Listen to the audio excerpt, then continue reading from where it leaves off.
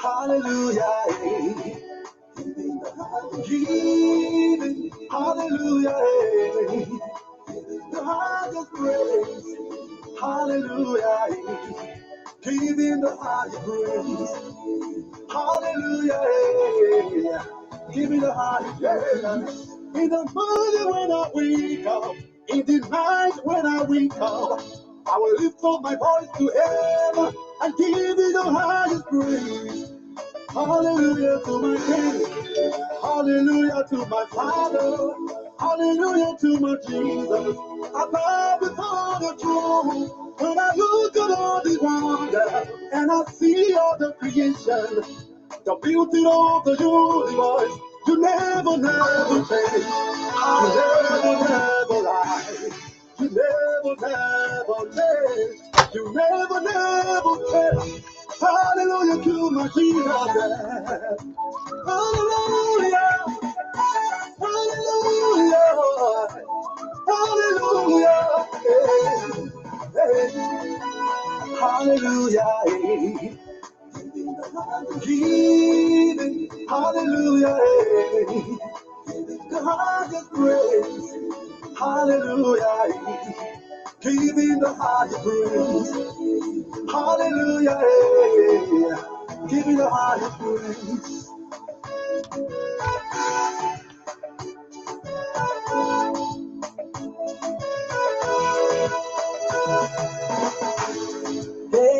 Come let's pray, Jehovah. Come let's worship Jehovah. He deserves the praise.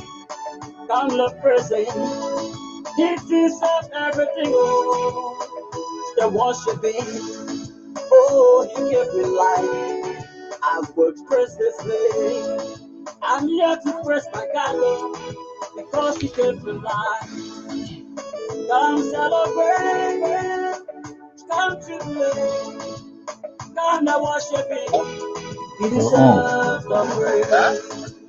Hallelujah, giving the higher praise.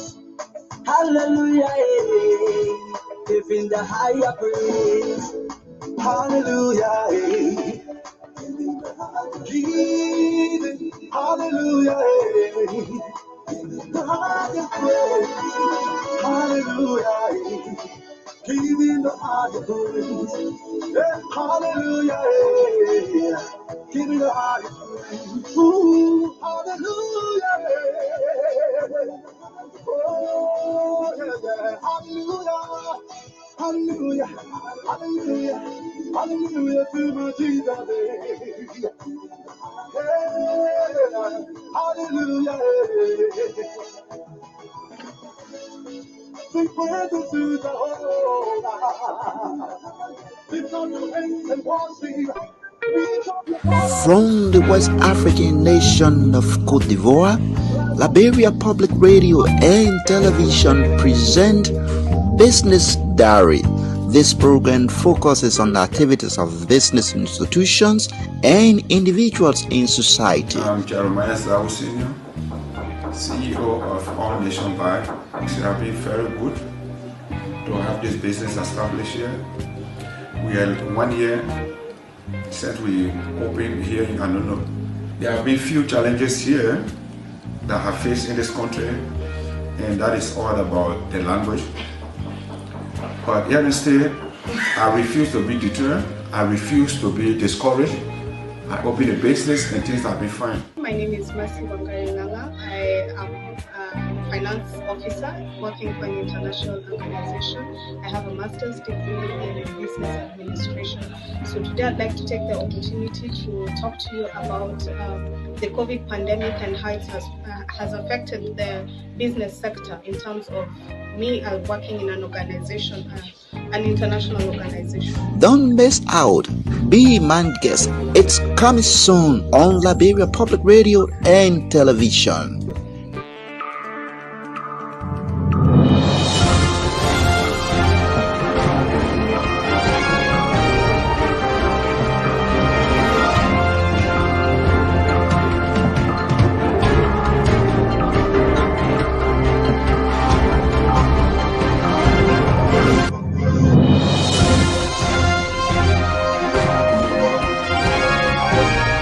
Okay.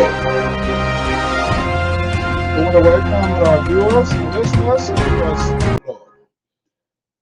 All right, let's see here. Let's get this going here. Okay, good evening, good morning, to welcome. I'm Alphonso Zean Soe of the Liberia Public Radio and Lpr-Tv. We want to welcome our viewers and listeners across the globe. Thank you for sharing your Sunday morning, Sunday evening, and afternoon with us, depending on your location. Hopefully, to went all well. As usual, it's always endless stories, and we are here to provide the narrative alongside with you because you are so special. It's about Liberia, it's about our society, it's about the world, it's about our community, and so we have to keep that into context. Um, let's see. In the absence of politics as well, there are other social activities ongoing. By the way, my county was kicked out, what, yesterday? Yeah, I had a horrible day, so I just couldn't mention that. I was kicked out yesterday by the boys from Bezon.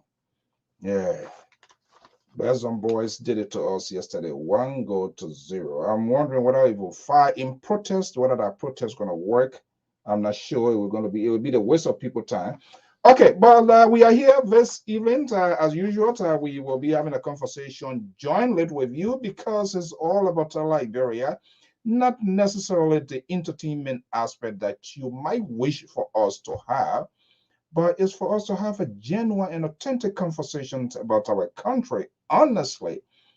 And I know there are many going to put out their political government in defiance or in defense of the institutions of those individuals that we support.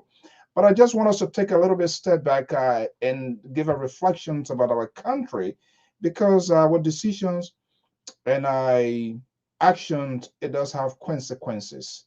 And for the most part, people go ahead and make these decisions without having a second thought, without even giving a proper examination, and only to come back after a year or later to say, oh, I didn't know, I thought it was this way. All of that, it's just not good for us. So we need to have an honest conversation. So what really is going on? What is lacking? We need to have that conversation. These and minimal are going to be our point of conversation here this evening. And the reason to see this bidding behind me is the finite habitat of the justice systems in Liberia are going to be put to test. I am not saying the case with Cummings and that of other folks now is at a temper. It has gone to the superior court or the higher court, the temple of justice. The probability of it going there is most likely. Okay, the most liberal on this network is here with us this evening, and so it's going to be a rough night as usual. We had a very quiet and peaceful night last night in his absence, but bad children too, when they are missing from the stage, the troublesome boys who will be breaking things, be doing something when they are out of the house. You can say, oh man, he's something, oh boy, I can miss him. But the liberal is here this evening. So, I hope you're not hearing me. Let me just bring in the liberal. Let's see here. The most liberal on this network, Samson Waku Brown Toe, is here, joining us from Saxton, Sacramento, Studio B of the Liberia Public Radio. Man, the most powerful liberal. Good evening. How are you? Good evening, Mr. Soe. Thank you very much. I'm doing fine. We're doing very well here. And I want to say good evening to the audience as well. Okay. All right. The man, Eduardo, Ataya, how are you, my man? So I think George Lobo now take you away. George Lobo, the places falling apart. I don't know why you want to be part of George Lobo talking point, but anyway, go ahead then and see whether they will listen to you for you to fix it. My man Pro, Riversense Pro, good evening, welcome to Diago, Ezekiel to Robert, Abraham Massaquet, and along the way we'll try to acknowledge that this is not our tradition, but at times we got to give it to our guys that are here, Martin Nimland, Shannon Kumar, our man James David, the man from the Carball State, Anthony Freeman, and all of you great, beautiful folks. Look, it's about the country, and we have to keep this conversation proportional. The Cup of Nations, it opens, host Cameroon with Burkina Faso 2 goals to 1, man. Can you believe that? The host country, and that was great. The West African bloc slaps the new sanctions on Mali. Say they're going to be closing the borders and all of that because of the delay in the elections and all of that. So we're going to see what's going to be the impact, what you're going to have. Okay, so Lebrat, when you are out of this network too, man, I didn't know people like you though, because people, hey, Lebrat, why up to the point that after the phone, after the program, people are calling, what happened to Lebrat? Seriously? There guy people here, or this man who is a troublemaker on this LPR here. Okay, as usual, so we're going to be going to Nairobi, Kenya. What our analysts, our man Michael Weir is standing by, getting settled down. You're going to be joining us yet very shortly from Nairobi, Kenya.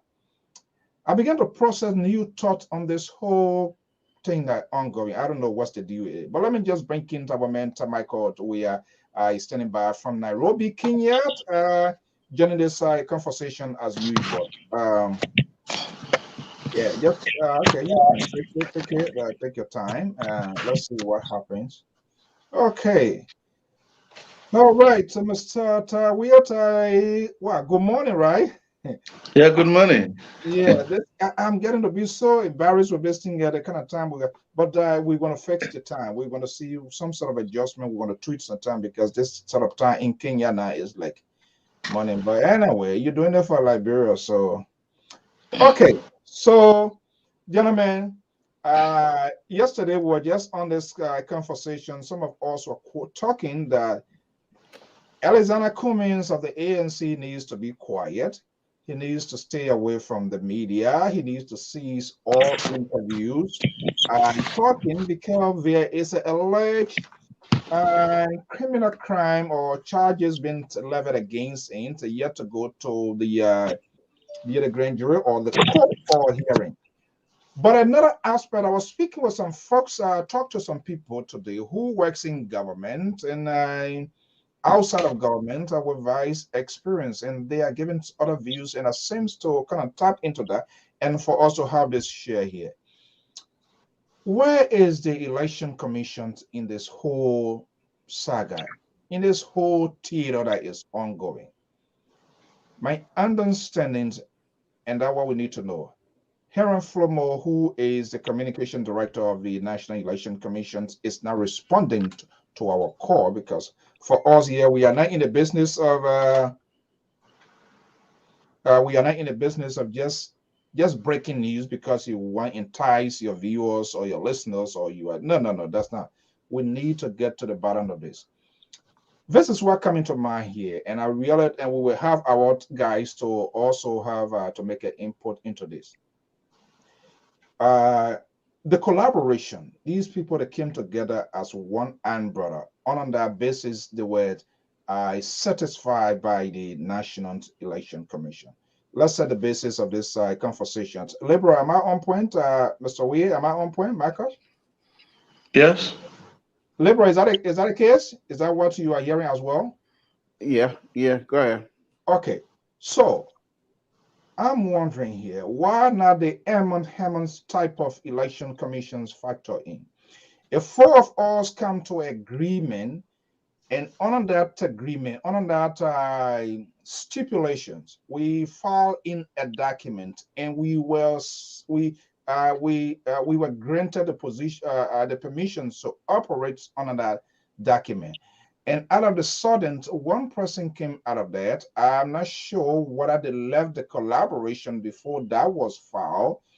That is another clever aspect. But by virtue of the fact that this document was submitted to NEC, on the basis of that, we assume we can make a good guess that NEC did review and everything for which it meets the requirement, the election laws of the country, and they were satisfied. Now later on soon we get to know one of their own came out to say they were hinted by someone from the election commissions, that undercuts the work of the very election commission. Why not that whole crap being thrown out of the window? Because it did not go through the radar. It didn't go through security screening, and it was certified. Why are they wasting our time? Why are they were certified on an abandon.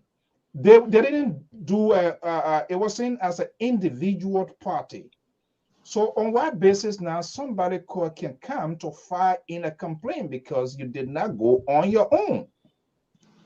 Probably I'm heading above my shadow here this evening. Where is the election commission in this whole thing here?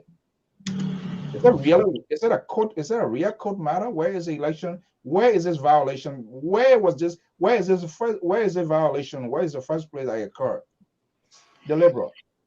Yeah, Mr. So I don't believe the election commission make a deal out of it. I think the issue was that, and I could be wrong, but the issue was that Belinda Ure said something like to the effect that he got that information from the election commissioner. And so even if that's the case, the election commission have not filed any complaint against any of the members of the CPP leadership or come out to say anything. The only thing that perhaps they might be dragged into court if this thing go further is to come out and testify based on Mr. Ure's statement. No, but I want to know, where is the election commission in this whole thing? They're nothing. They're nowhere to be. They're not even involved until this is not an election matters. This was the papers. The only issue that brought them in is to verify that the paper documents that were sent to them remains the same. Has anything been changed? So they provided other documents to show, well, this is what we have. And then those who are having the issue, they're going to now do the comparison between the document coming from the election commission and which any other document that they have an issue with. So the election commission have no fish to fry in this. The only thing that perhaps they have to do here is to testify. Now, you can come out and say, well, if this is truly coming from them, as Bernard Ure has alluded to, if this is coming from them, then these people are no longer have the, I can say that if that's the case, then they no longer have the ability to fairly dispense election justice to the Liberian people. So that's a big question, and I hope it's not that. But as far as the whole rigmarole is concerned, election commission, my opinion, have nothing to do with this. Oh, okay. Well, we allow views and opinion to be expressed here.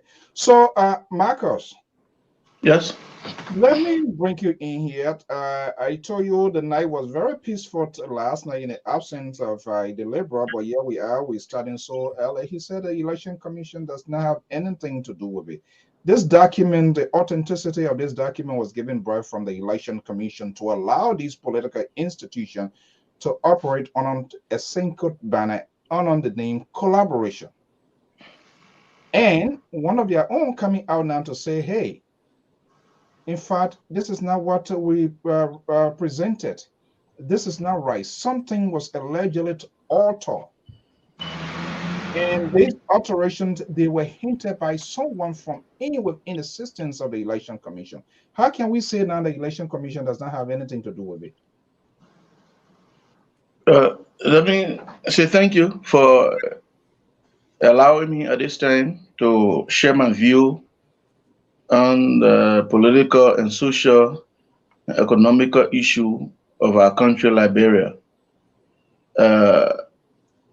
With the question you just asked as to whether the National Election Commission has a role to play in this issue, I believe that because with what Mr. Ure has said, according to a publication here from that I'm reading here, April 2021, when that was the first time that Mr. Ure alarmed that he was told by a source. In fact, he did not only use a source, he said a trusted. He said, I was informed, he was informed by a trusted source that a CPP framework document has been tampered with. From the Election Commission. From the Election Commission, you understand? So I believe that the only party, because the only party that has to cut this whole thing short, the whole matter short, is the NEC. They have to be called to give whether it is true, whether that information came from them, because in the end, the document in question, they will have to, the court might likely request NEC to provide the document. They will have to request it. They will the court will have to request the NEC to provide the document. Then the other copies of the document the other parties have in their possession, they're going to compare and contrast whether those documents, those copies are the same, whether something happened, because that's the only way in my mind that could cut the whole matter short. You understand? So the NEC critically, they have a role to play in this thing. Because being the chief, how do we call it, the chief custodians of our national elections in Liberia, with such an information that an individual political party is coming out to say that they receive information from them, one of their workers or one of their commissioners, whoever, that the document that was filed before then, it was tampered with.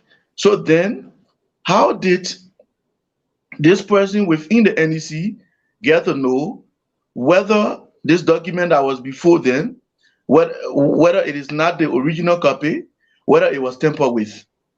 How did that person get to know? Guys, Mr. Soe, let me push this line a little bit. I think we have to get off this idea of NEC to be someone that will settle this issue.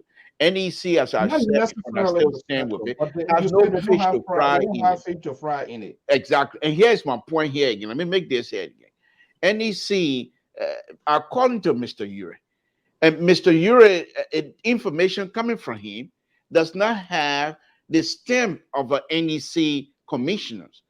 In order for them to be on official information, that has to come from them, the commissioners. But that didn't happen. This is something that Mr. Ure said, according to trusted sources, from our source, whatever, from NEC. Yeah. So the NEC, you can call NEC to court, and all they're gonna tell you is we didn't say that. And then the only thing will be, okay, show us the documents that you have in your possession. And NEC going to provide that document because they will be on a court order. And NEC going to provide that document. And then the court then will tell, okay, this is the document from NEC. Let's see the document that you guys talk about, alteration and what have you. Then those two documents going to, but NEC has nothing to do. NEC cannot settle this. NEC, in fact, this is what I think NEC most likely going to say. Don't bring out your nonsense to me. We're not part of that kind of foolishness. We're here to dispense election justice to the Liberian people. That's all we're here for. When you want to do your party inside party fighting, useless behavior, you'll carry yourself on that side. What are you going to do? Nothing. And they will be in your right. Look, Let me also come in. So what if now Mr. Ure is being pressed to provide the name of his source who gave him that hint that the document was tampered with, and a name of a commissioner or somebody was called? So will NEC now still have a role to play? No. Let also take your statement into consideration that if there is a court order that NEC should provide the document that was filed before then from the CPP, wouldn't NEC obey that court order, or will NEC disobey that court order? Well, let me disabuse you on that, Mr. Weir. Let me disabuse you on that, Mr. Weir. And I agree with you. If the court order comes in, NEC Yes. going to have to comply by submitting why does you comply by with submitting the documents they have. But if anybody else is fingered by Mr. Ure to say this is the person that done that, NEC have the right to throw that person on the bus, unless the communication that went to Mr. Ure was sanctioned by NEC as an organization. Then they will be called in. But as long as leak or whatever individuals, the NEC as an organization has nothing to do with this case whatsoever. So then, unless they're going to have to comply by the court. Here. You are going on a double standard here. Why should, if NEC does not have anything to do with it, why should they comply with court order? Well, because if the court order is asking NEC to say we have an issue here, and we need, in fact, the question that's going to be going to NEC is not going to be a demand. It's going to be pretty much respectfully requesting to NEC to provide some clarity, and NEC coming in as someone who will provide clarity.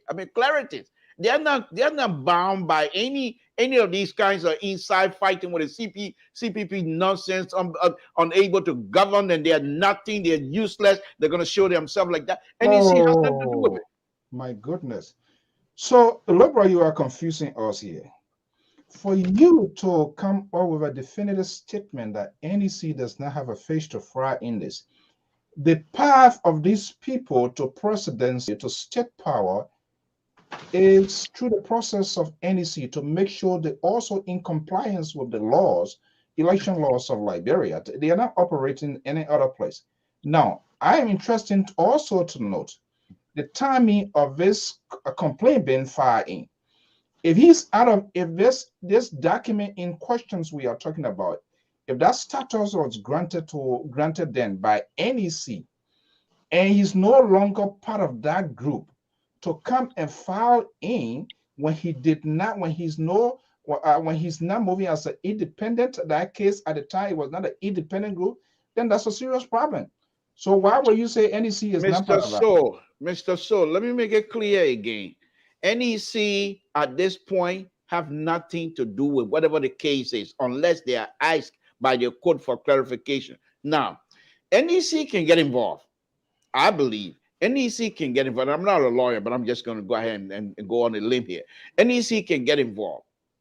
For example, if for some reason the document they have from CPP, and if CPP is still operating, CPP will be bound to operate based on the documents that are with NEC. If CPP comes in and say we have our own document, we're going to operate based on the document we have that is not in conformity with what NEC has, NEC can reject them, and NEC can also not only reject them, but suspend them. Not only that, but even disband them to say you can't, we will not accept you as a political institution. You give us one paper and you're going to operate on another paper. We're not going to accept that. We're not going to accept that. So NEC, they can still do that. But as far as their case is concerned, they got nothing here to do. So let's, as usual, we always engage our onliners because we value their comments, their tweets, and their input into there. Let's see what Frederick is saying here. It seems as though there is a policy violation within the NEC. Do you agree with Frederick? No. What proof does he have? The speculations that somebody told Bernard Ure, speculation. Bernard Ure, but most likely come out and speculate. And I don't know that. So until when you're talking about policy violation, you have to be specific to say these are the rules that NEC. And based on the rule, someone has violated the rule of setting article or whatever. But that has not happened. Bernard Ure coming and say, Bernard Ure, as far as I'm concerned, can say Samson to say. Who cares? Okay, now you know, how did the case come into being? This whole case that was filed before, that was taken to the city court, was on the basis of the same issue you call speculation, that somebody said his signature was forged. Now, how did that person get to know that his signature was forged? How did that person get to know that there was a conspiracy? Did he get the information from Mr. Cummings or from the ANC? No. According to him, he got the information from a trusted source within the NEC. That's what he said. Now, let me also tell you what a court order is. If you look at the criminal procedure law, a court order is an official proclamation by a judge or a panel of judges that defines the legal relationship between the parties to a hearing, a trial, an appeal, or other court proceeding. Such ruling requires or authorizes the carrying out of certain steps by one or more parties to a case.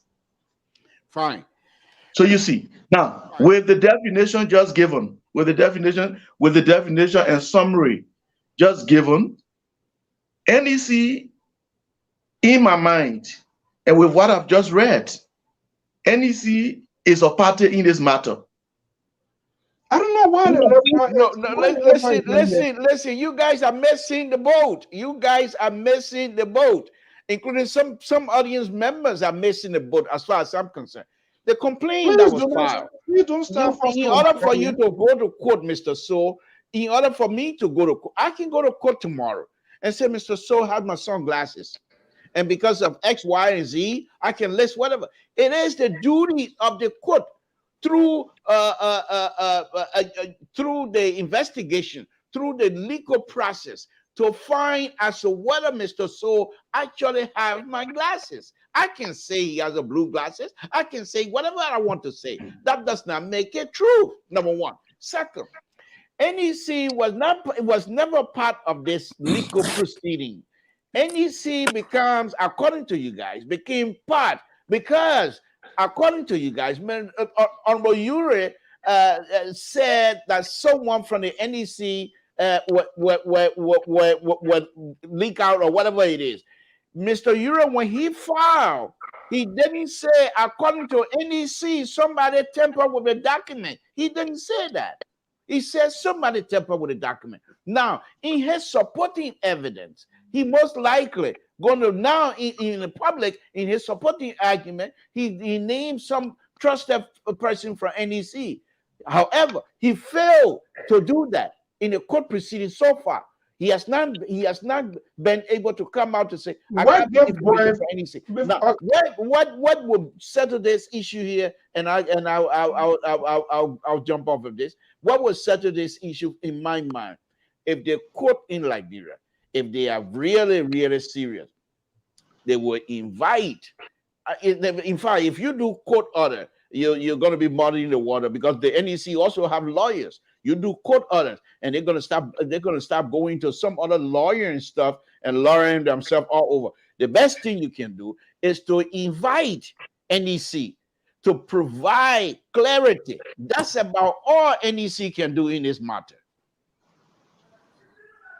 So, okay, Mr. George, you want to welcome Mr. George here because we are trying to follow the lead here. The genesis of this whole thing here is, according to Ure, a trusted source within the NEC, and by virtue, I know NEC should serve as a neutral institution to govern and execute electoral processes. Here we are in the absence of the real electoral processes, but the process that also paved the way to qualify political parties in order for them to be satisfied and fully accredited. Someone, a major political actor now is coming out to say someone is from in the system told us this, and here we are going to court. The second version is, I want to know the timing of this filing of this complaint by Ure.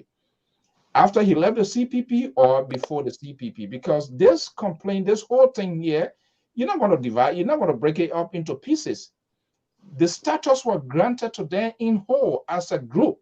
So if you are not even part of that group, that's a cartoon.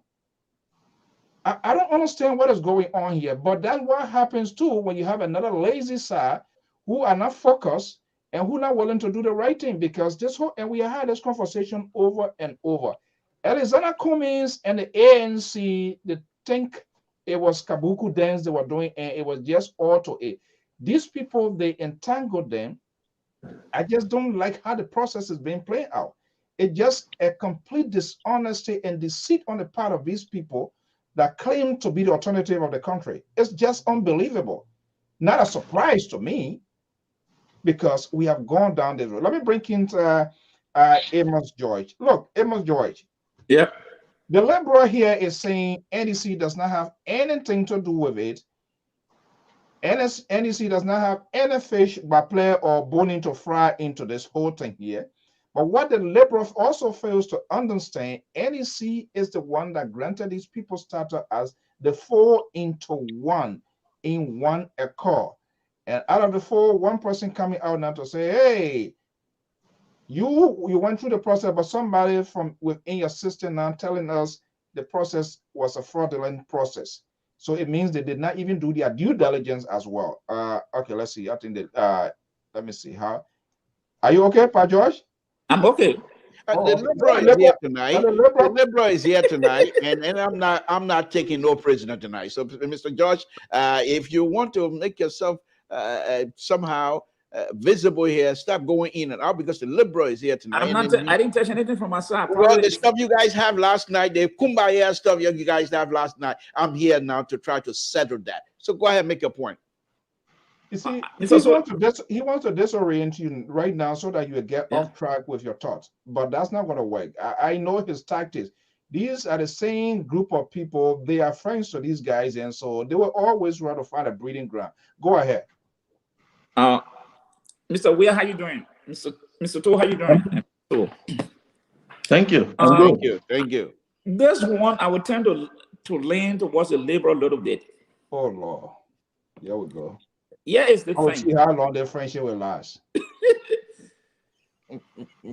The party that did sue Alexander Cummings did not mention, and they could not mention, because if they say the election commission, that will be yeses, you can't carry that out of court. So they sued directly that the document was forged. So the prosecution has a burden of proof to lay out to the public how the document was forged. Cummings can go to court, he doesn't have to say a word. They did all the case. And the election commission will only come in if they are invited to bring in all the documents within their possession, but that will be a court order. The court will have to order the election commission to turn in all documents pertaining to. Okay, Troy, let me intercept you a little bit. Is it realistic to say the court, NEC does not have anything to do with it at all, unless no, the NEC will not speak on that matter right now. No, what I'm asking, whether they're going to speak on it or not, indirectly or indirectly, is it, can we conclude that NEC does not have anything to do with this case? No, the only thing they will do, they will have to wait for the judgment of this case. You're not answering my question, Mr. George. You're trying to be like a liberal. No, listen, Mr. So, if you say right now that they have a part to play, that they will come as a party, no. The court, one of the parties will have to raise the issue to say, hey, we want to see the original document. Or the prosecution say, these are the documents from the election commission.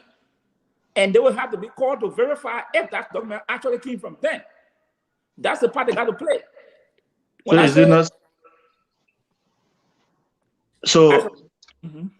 if we are talking that the NEC has a role to play?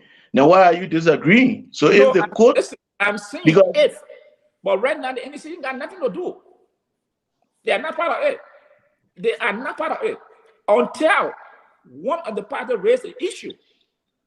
But right now, NEC cannot submit any document. Let me step in here a little bit. This is what I would predict, and everybody, including Bernard Ure and the Unity Party and Liberty Party and ANC, they all have to be very careful, because remember, these people, the document that is with NAC now was based on that document, the certification that they have. some of their partisans were able to contest in the gone election.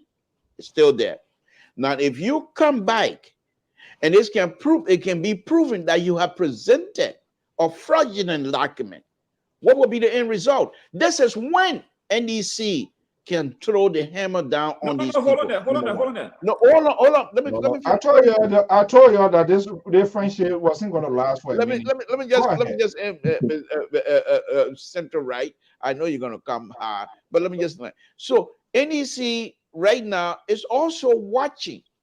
I believe they're watching with keen eyes to see exactly what is happening. Now, these people think, if they think that by doing this, you're going to degrade Mr. Cummings and what have you, you're also putting yourself in legal jeopardy, to be honest with you. I'm not a lawyer, but just common sense. Because if I come to a soccer game and I present my name, the players of my name to the officials of the game, and my substitution, everything of the game, come to find out that after they had accepted the names of my players and my substitution, then I go in and start bringing people from Total and everybody else, then I think I'm violating just the common sense part of the rule. And this is what I'm saying. But as far as this case is concerned, let me just make that point again. NEC has nothing to do with it as far as I'm concerned right now. If they call NEC and say, or the pressure, Mr. Ure, to divulge whoever give him that information, that person most likely will be in trouble, because NEC not going to sanction that. And as long as NEC does not sanction whatever information that he passed on to Bernard Ure, in fact, that person most likely might be fired, because they'll say, how did you get this information? Who gave you permission to go and say that? So they got to be very careful. This is a dicey situation here, Mr. Soe. Now, let me just tell you, Mr. Lpr, NEC, under the law, if even the court render decision that Cummings is guilty, someone will have to file a complaint to NEC to say, hey, I'm being hyped by the result of this action. That one NEC can take action. But other than that, the law says when you are not hyped, you can't take no action. The forward analysis they gave in, if you brought 15 million, the fees will be levied. If the captain or the coach of that other team don't raise the issue, nothing there. So someone will have to raise the issue with NEC. If it is not coming, is found guilty, then someone can go and say, hey, the election we had the last time was fraudulent based on this, so disqualified it. That means that person had been hyped. But the NEC will not, that will get up to do anything, because they will say, who hyped? Who complained? That is it. NEC said they get their own frame message by guy hanging on them. So it's just a crazy thing. The whole issue now is that is the core of the matter. The election commission will only come in if one of the parties raise the issue to say, hey, where the document came from and who gave it. Then the prosecution will, maybe if the defendant asks the question, the prosecution will have to give the source to authenticate. Yeah. So just yesterday here, we're going to be going back and forth, and we will also be looking at the comments from our viewers and followers. Thank you so much for your participation. Look, this is all about Liberia, so you have the right to, you have a say in this whole thing here. Just last event, we were on this of Cummings tried to slow down the pace because he's allegedly on anti-criminal investigation. That does not suggest he's a criminal, but the nomenclature, the name attached to it now until it is proven right. And once it goes before the court, you got to do less talking. Only your defense team now should be talking, because if you start having interviews and start talking, anything you say out there, it can be used against you. So now the interview with Spawn TV today was cut off. Cummings did not appear. This seems to be much more serious than the ordinary person out there. What is going on within the Cummings war? I placed a phone call to multiple times to his chief of staff. We don't have anything yet. I as a VAR took that, but he did not. I try to get inside Liberia with other folks. Everybody seems to be tightly. What is going on within the Cummings war right now? I think Mr. We were also there last night. I think they listened to us, so they took our advice because we said he should shut up and let the historians whoever do the talking, because he's now on an investigation. Whether he's guilty or not, he should stop the talking. Because as we always say, anything you say against in the public will be counted against you in the court of competent jurisdiction. So thank God that they listened to us and they cut that press conference off. So I think Mr. We did some good work last time because they took our advice, even though it's free, but they took our advice and paid heed to it. So we saw today they cancel everything. And that was the right thing to do, because I was saying, they were going to be stupid to allow him to come to be talking all around.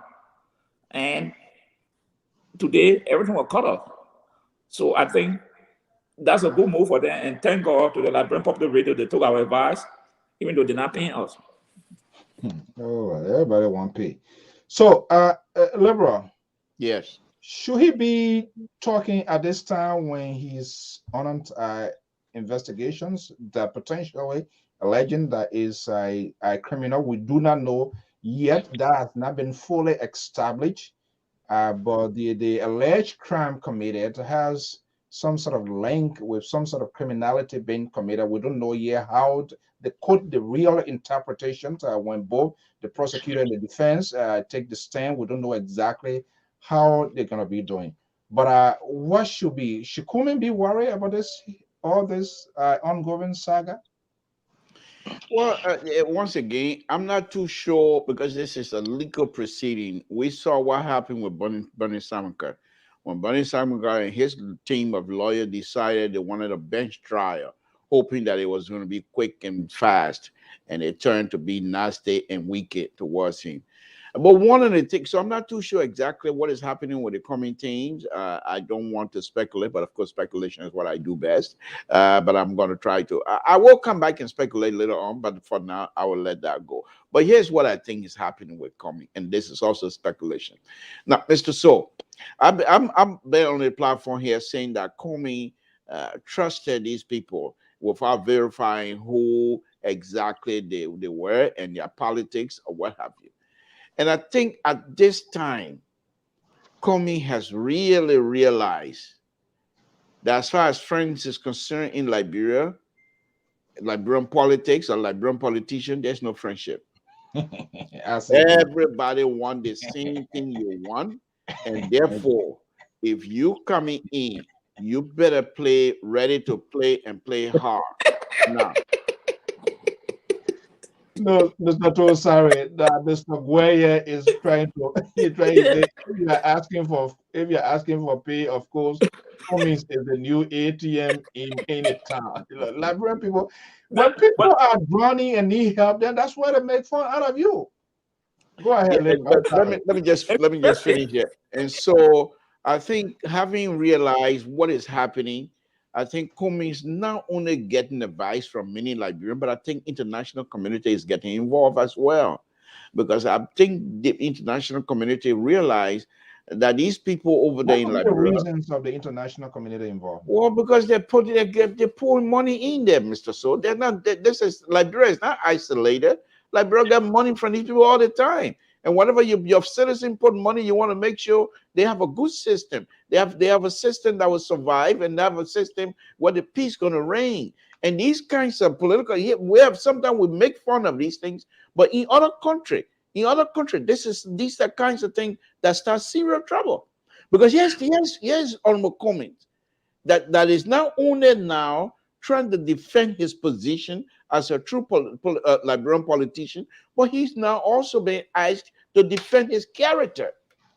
And all of that could have been avoided, I believe, if Mr. Cummings from the beginning have gone into this and not relying on friendship, of going into the way he has always gone into any other business agreement or any other business engagement.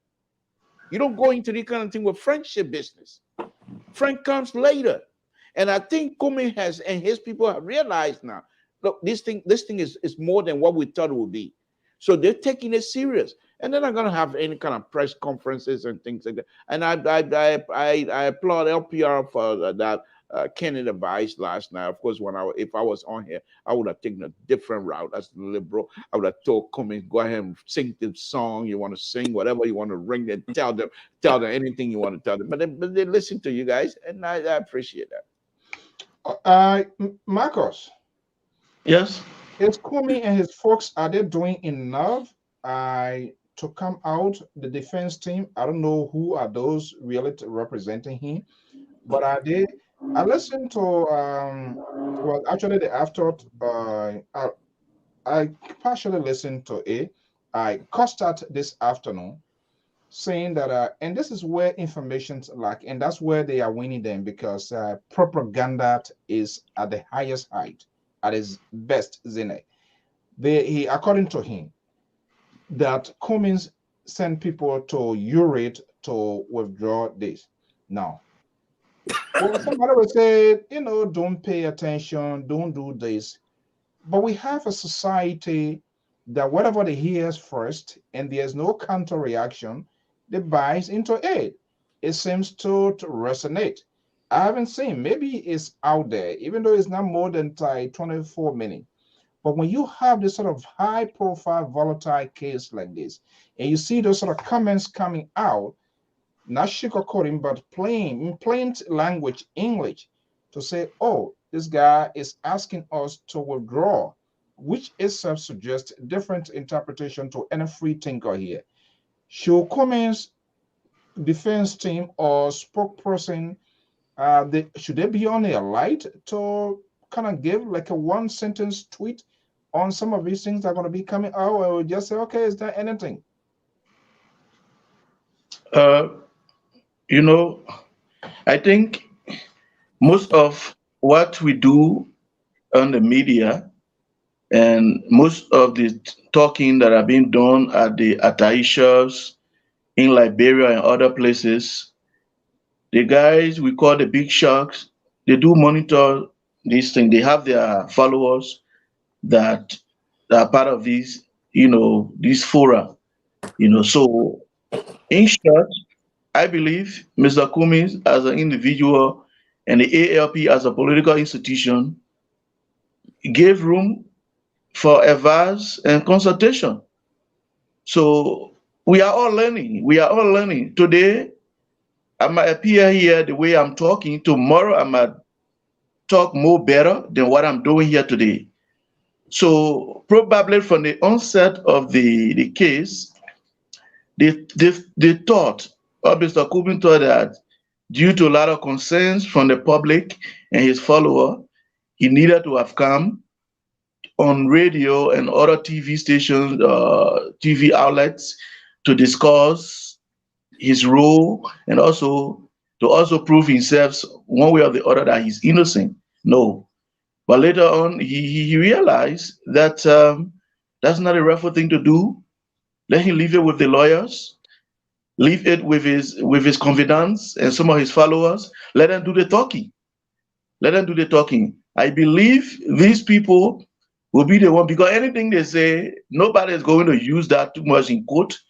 But if anything that Mr. Cummings says in public, it might likely be used against him in court, because the court warrants said that Mr. Alexander B. Cummings and others, he did not say the ALP, the ANC. He said Mr. Alexander B. Cummings.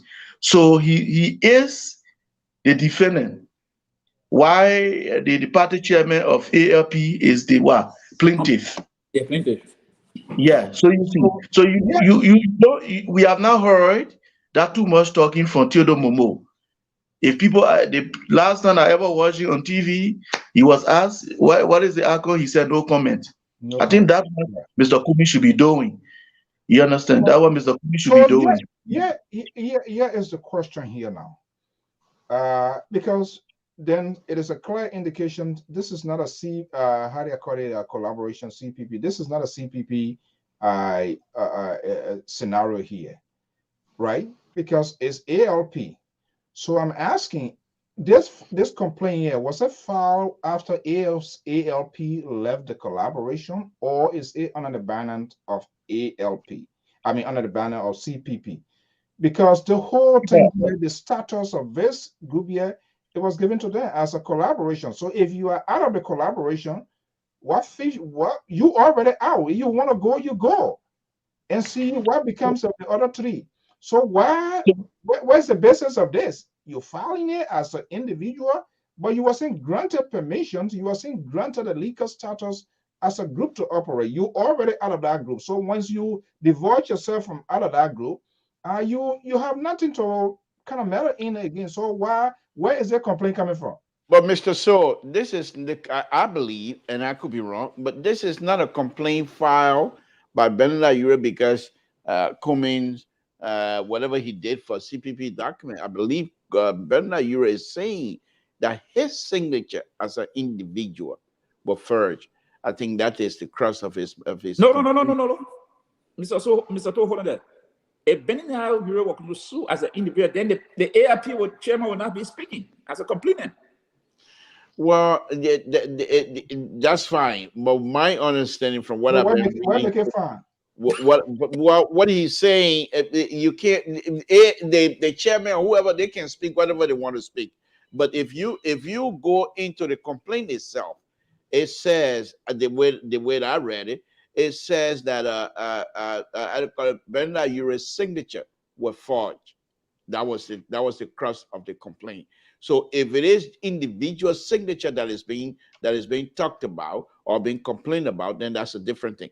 Now you asked a question earlier about as to what are ANC and other people, why aren't they coming up with their own response? And this is like I told you guys here the other day, the many Liberian politicians, especially those that consider themselves to be educated Liberian politicians, they tend to do like the liberal. Say, well, our people know that I'm true, I'm clean. The people know I'm not a dirty person. So whatever the people say, well, sooner or later the people are gonna.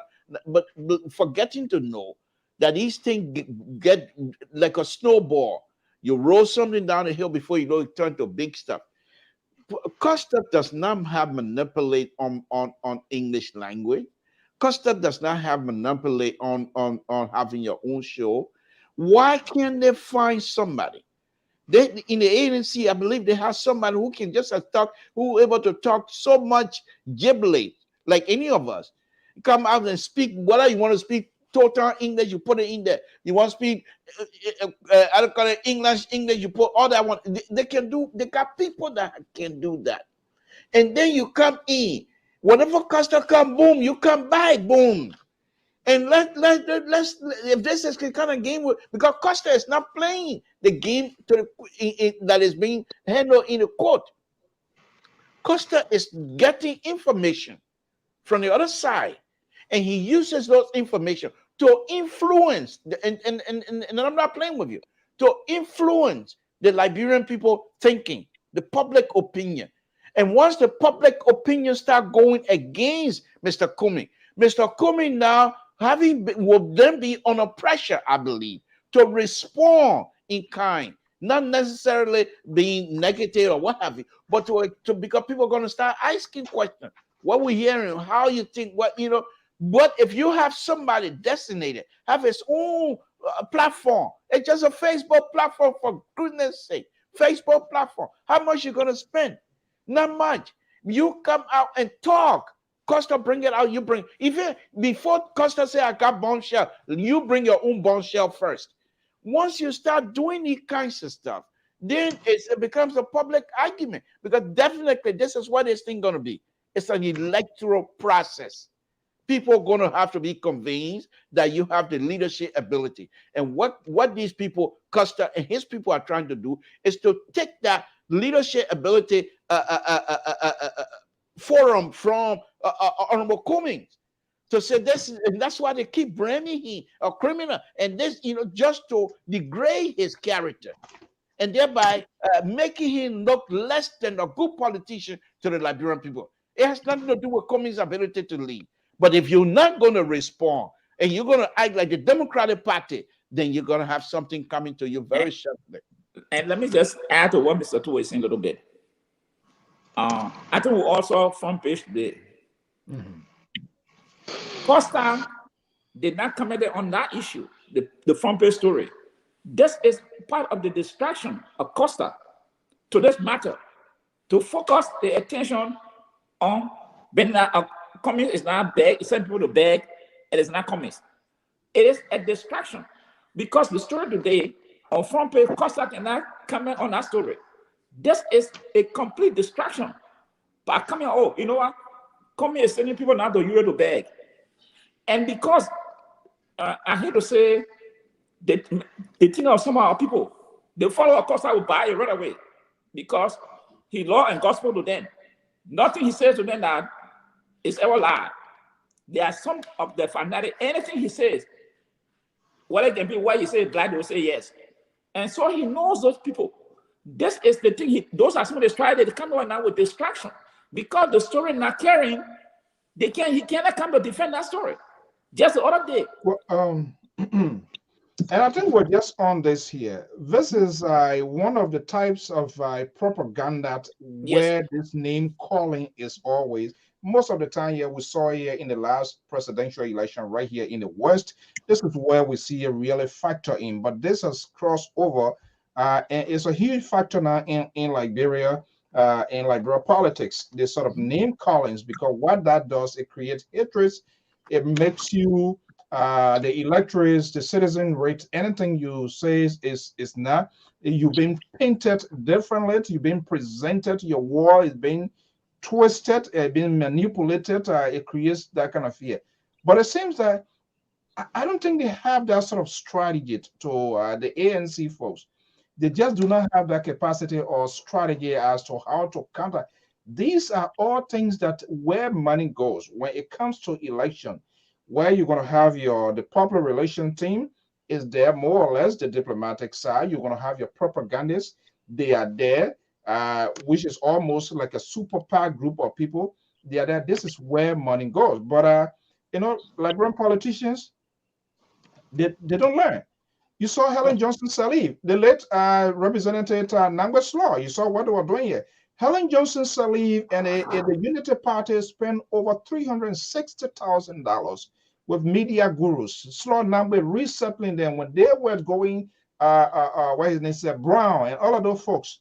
When they were going high on Helen Johnson Sirleaf resettled them, and that was the purpose to stabilize the sort of media war that was about to be waged on the Unity Party. And she, because she's a smart woman, she knows very well that we have been hurtful to her administration.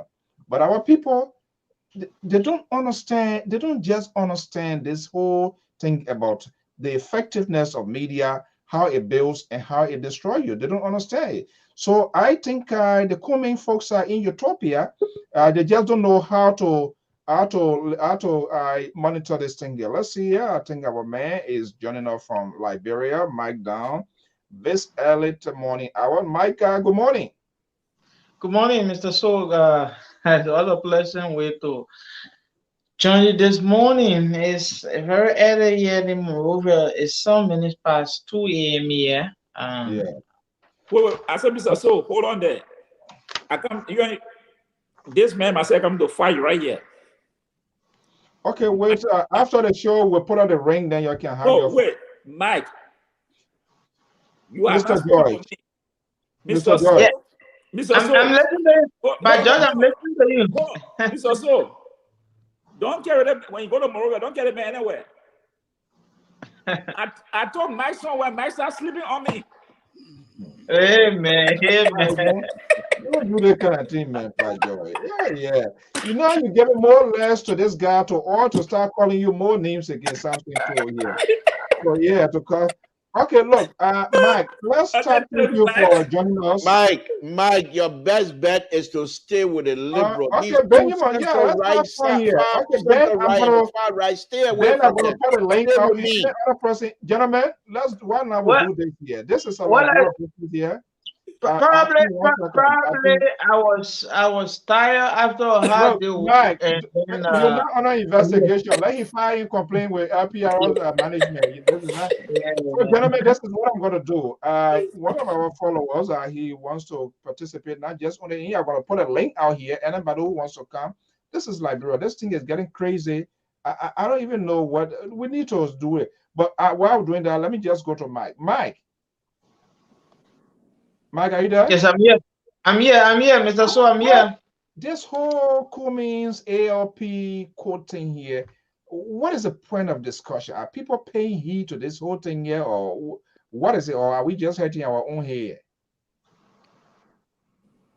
Well, from all indication, it seems that this whole CPP stuff is been totally broken down, or is a total dissolution, or there have been some level of deep division that many pundits are saying that it will just be difficult even to see that everything that have been doing the CPP coming back up together, it's going to be a very much difficult thing. So it's a deep division that is so far engulfed the opposition or political parties. Yeah.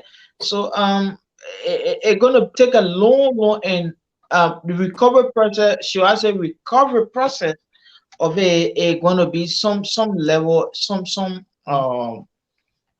to take some time that opposition politicians are going to get away with the level of division that so far engulfed the opposition parties here.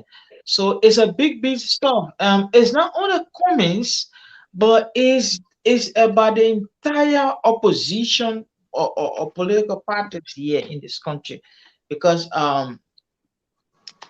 they came as an alternative when it came together in 2018, and then 2019 they formed a framework so that all four of them can work with to ensure that the current administration is just given one let's say a single thing. But the way things are going now, there are many pundits who have so far been so much disappointed in how things have been going with the opposition parties here. So Cummins is currently in court, and I'm told it's tomorrow or the after he's going to be reappearing at the court again to face his indictment. Mr. Bernard Yue, who is from the All Liberian Party, has said that Mr. Cummins play with the quote unquote author the framework document, even though they have the CPP itself has added on hired some lawyers who to look at the CPP document or the framework agreement, but then those lawyers, after critically looking at it, they said that there was no alteration. In fact, the CPP document was intact, and if at all there's any other internal problem, the CPP should go in its closet to ensure that this whole issue is settled. Instead, and there was no problem with the CPP document. Yeah, go ahead. Yes, it seems to me those groups, it seems to be one of the disorganized group ever in the political histories of our country, because that will definitely be your opinion, Mr. that's Soe. my opinion, of Yeah, course. please say Yeah, so. because you are part of that Because group. That's we my opinion. those That's of my us that opinion. support this And process, my support opinion the seems we to be know proving. we know these are credible and honorable people. Please. Yeah, Go there ahead. you go. They're not doing incredible thing. I'm not here to kind of to airlift them or put them out here. Their behavior, they are behaving like a toddlers.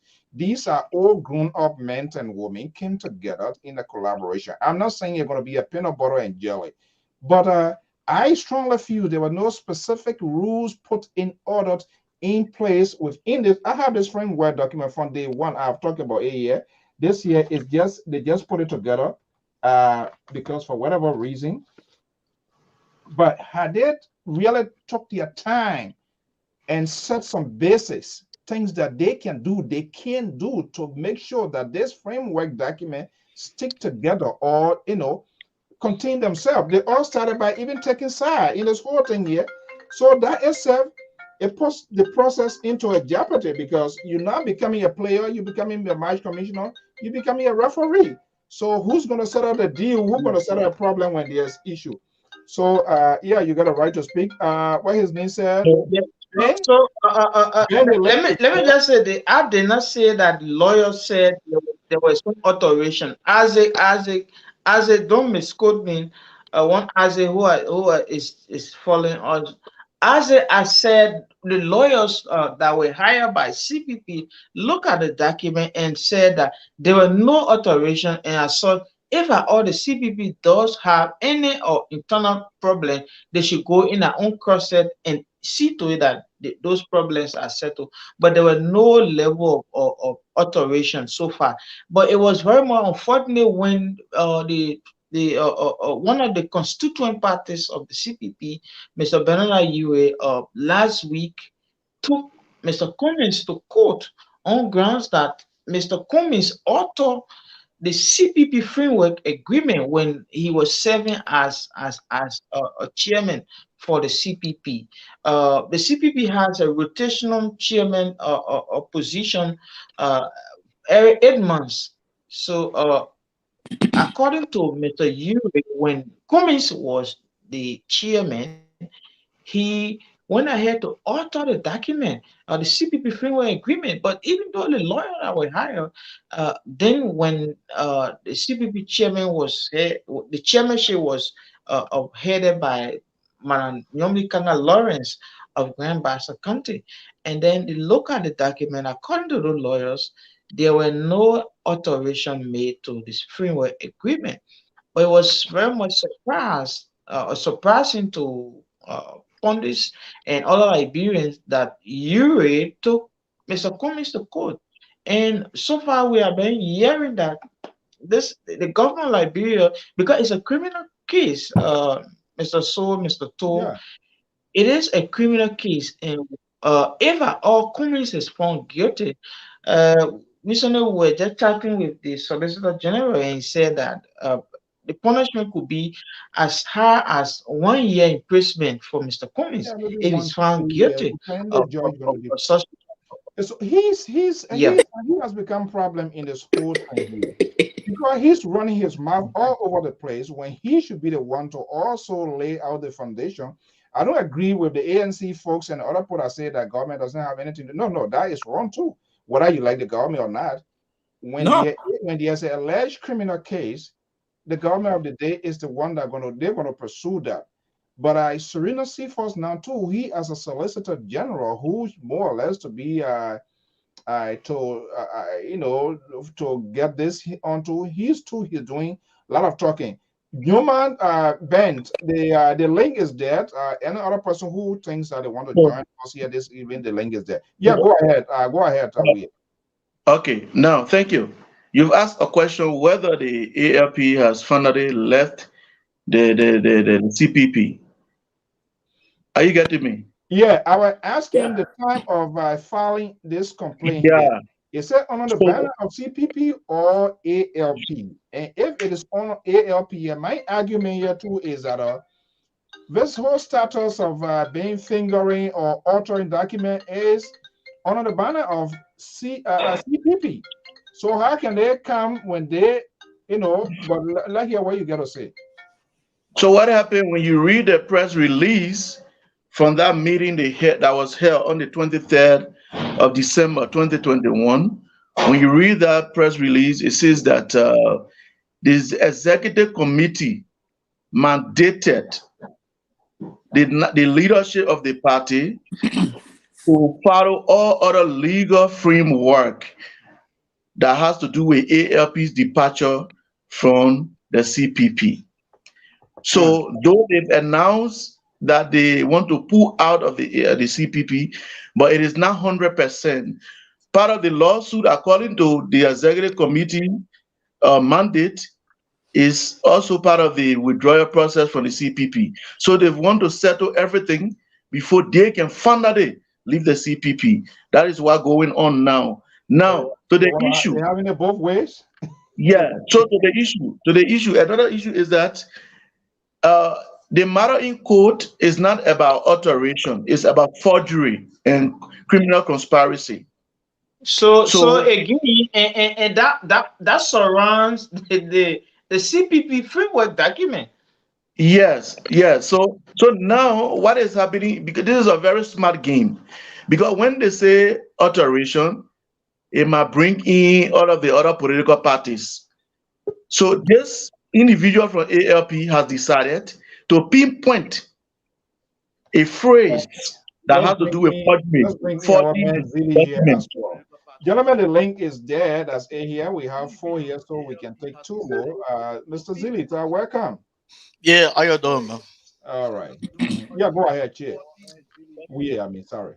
Yeah, so he had decided to pinpoint just a phrase because he knows that if he talks about Yes, sir. alteration, How you doing? if he talks about alteration, the other three political parties will come in because even the LP also were in support of that of the issue of alteration. So they used the phrase forgery, and the forgery is about his signature. So when the verification time reaches as to whether his signature was forged, then the framework will come in. They will bring the framework because the signature is being placed on the framework, is now any other document. So they are going to verify. So if actually now there was an alteration, they will also review the document as well. So, Mr. So, Weirdo, why won't you not then give the liberals some sort of a credit? Because the liberal make that point clearly here early on. But of course, the center right and the far right, they decide to glaze over that. So please give me some credit if you don't mind, please. Okay, we'll give you credit. Oh Lord, this guy, man. You have to credit. Okay, all right. This is what we're gonna do.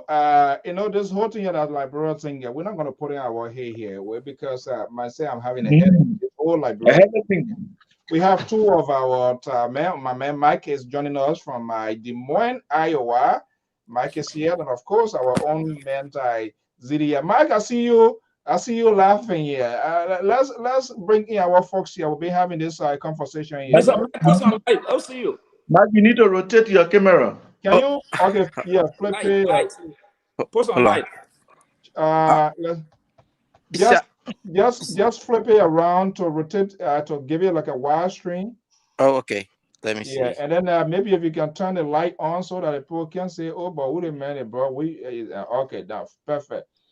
Is there any light closer there so that we can grab your full? Oh boy. If not, that's okay. We can. So all of the production, LPR is production is coming through with everybody here tonight. I love it. Okay, let me get close to the light. I think. Okay, let me just put you in the background watching you. If you get situated, I will let you know. Okay, let's go, Zilly. Yes, sir. Oh, this guy's on the phone here. You gotta hold on here. Look, this thing here, where is it ending? Where is the end point? And I'm gonna get an idea. What is the basis? What is the purpose of this whole thing here? Who's gonna achieve what, and what could potentially be the end result? So there's something in chess they call gambit. There is a political gambit, and the whole political gambit is geared towards eliminating commies. Honestly, I'm not a fan of any of those guys, those political actors. Why? Because I just want to be just focus on you're tired. The issue. But let's say I was listening to you guys discussing when I was driving, coming to work. I had my phone on, I was listening to you guys, but it like the focus of your discussion from the beginning was like forging of document or falsifying document. And the great liberal said the focus of the lawsuit is forging of signature. Now you want to ask why is it that he could not say falsifying the document? Why he could not use document? At first he came up with the idea of the document, right? But why is it that meaning that you will say, well, I can't focus on the document, I want to focus on my signature and my chairman's signature. Now, you agree with me that if he share the document, that will involve other constituent parties that are part of the collaboration. But because he wants he wanted to, focus on himself because he I think they try to, they kind of pull out of the, I think the collaboration, I don't know whether they are poor or whatever. So he want to focus on the signature. And remember when the lawyers review those controversial and those stipulation in the document, and they said that, well, they need to explain all the things, they discuss all these things. And you said that they expected Mr. Cummings, then the chairman, to have gone, and then put back all those study whatever they agree upon, bring it right back to them, and they'll review it, and then affix that signature. Okay, put it into context quickly, so I will go to the next person here. So, yes. So the thing is, the focus of the lawsuit is Benina U.S. signature and his chairman's signature. It is not the document. Okay, yeah. All right. Okay, I'm going to be coming to you, Mike. Let me just take these two callers here at 30 seconds quick here. Christopher, what's your point? Thank you for holding on. Mr. Soe, I'm still going back to the whole lawsuit thing. You know, when you as an Irish citizen, if you go to the court, if you go to the Attorney General office and say, somebody forged my document or my signature, defraud, wherever it is, and you then use the word author. It means, because when you say author, it means somebody else's forged the document and passed it to Cummings. All right, so that's why they're not using that technical word author. They're going back to forgery, defraud. All right, so if the Attorney General receives the complaint, the Attorney General will look into it thoroughly and investigate the complaint, the document thoroughly, and gather evidences. Okay. All right. Thank you. Evidences that will back the government up. All right. Thank you. Thank you. Let me go to the. In the government, they're not doing a good job here, and I will still be going after them. It's like what the target coming, it appearing to be like Benina UA, and then when you look into the whole thing. Okay, Christopher, let's leave it there. I have folks there. Let me go to the next person here. 30 seconds should be fine for us to do it here. Let me take the 603 number quickly. Go ahead. 30 seconds, so I will go to the to my folks. 603. What's your name and where are you calling from? 603. Are you there? Okay. Well, then I'm picking up. Okay, Mike. Yes, Mr. Soe. Good evening. Good evening and Happy New Year. Look, well, how are you processing this thing, this whole thing here as a librarian? Do you have a staff, first of all? If you wish to make that declaration, you are at liberty to do that. First of all, let me say, being a librarian, I do not have a side, but I'm very interested in the story because as a librarian and a man who loves the country, seeing the way things are going, it really, ponder my mind. So, but first of all, let me thank you and your analysts on the show. The way you begin this conversation is something that every national radio should really do. But I just one thing I really want to talk on. You see, the way the information is propagating the airway, and for me, the way the ANC folks, I think somebody just said it on your radio, the way the ANC folks being silent is kind of sending some, messages out there that everything that people are saying against Mr. Cummings, is truth.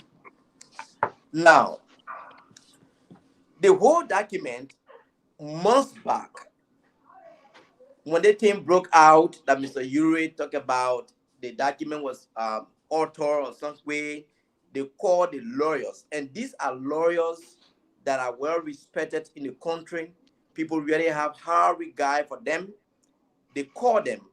My issue with these lawyers, they were not able to say there was nothing or there was nothing that was altered other than what we all agreed about.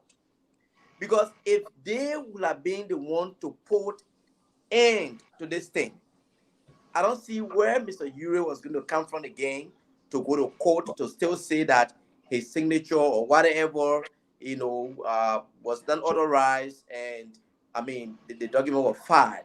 You understand? But I think the lawyer was kind of separating the situation okay. that yeah. Let me hold you right there. Lebra. Yes. Let me ask here, because he's injected something crucial here, and we'll be having this sort of conversation. There was an internet investigation. Do we, or is the public have access to that internal investigation that was conducted by CPP? Relative what business is the public to have access to that public business? They're not public business. This is CPP issue. Now, and Mr. George correctly stated earlier, if the public feel injured, if the public feel injured because of what is happening in the affair of the CPP, that's a different issue. But public have not been injured. No. Hold on there. I'm not misquoting you. You said if anybody feel injured, that's the only time that person can go and file a complaint. I'm not misquoting you. Let me make my point. Let me make my point central, right, please, if you don't mind. Mr. Soe, the public has the right to know if they want to know, because these are people, the public, that are asking the public to trust them. So, of course, the public has the right to know. However, Mr. Soe, this issue, as far as I'm concerned right now, the only thing for me, the only conclusion, logical conclusion that I can see out of this is through the court system. And for me, yeah, we have this platform, is what we do. We come out here, we speculate, we talk, and what have you. That's fine. But for me, and the advice you people give to Cummings last night was a very, very good. No, let's get it right. We didn't. Whatever. Yeah, we know who you guys are. You and the central right. We know where you guys stand. You guys are ANC, undercover ANC. So I'm not worried about that. But here's my point. Here's my point that I want to make. Here's my point that I want to make. Ridiculous on this guy. Mr. Soe, will you please let the liberals speak, please? Here's my point. What I want. Mr. Toad, do you have proof to that? No, I can prove on all. This is unbelievable. You guys will you let me make my point? So the issue here is, on a very serious note, Honorable Cummings, because now he's going to take this thing serious. He's no longer going to fool around. He's no longer going to sit down and let these people do whatever. He's not going to go out and make these public announcements and think. This is past politics right now. His character. This guy was involved into heavy dealing, or business dealing, and people respect him and his character. And to the small country like 43,000 miles, a country like Britain, you want to damage a character of a Cummings? That's ridiculous. And are they damaging his character?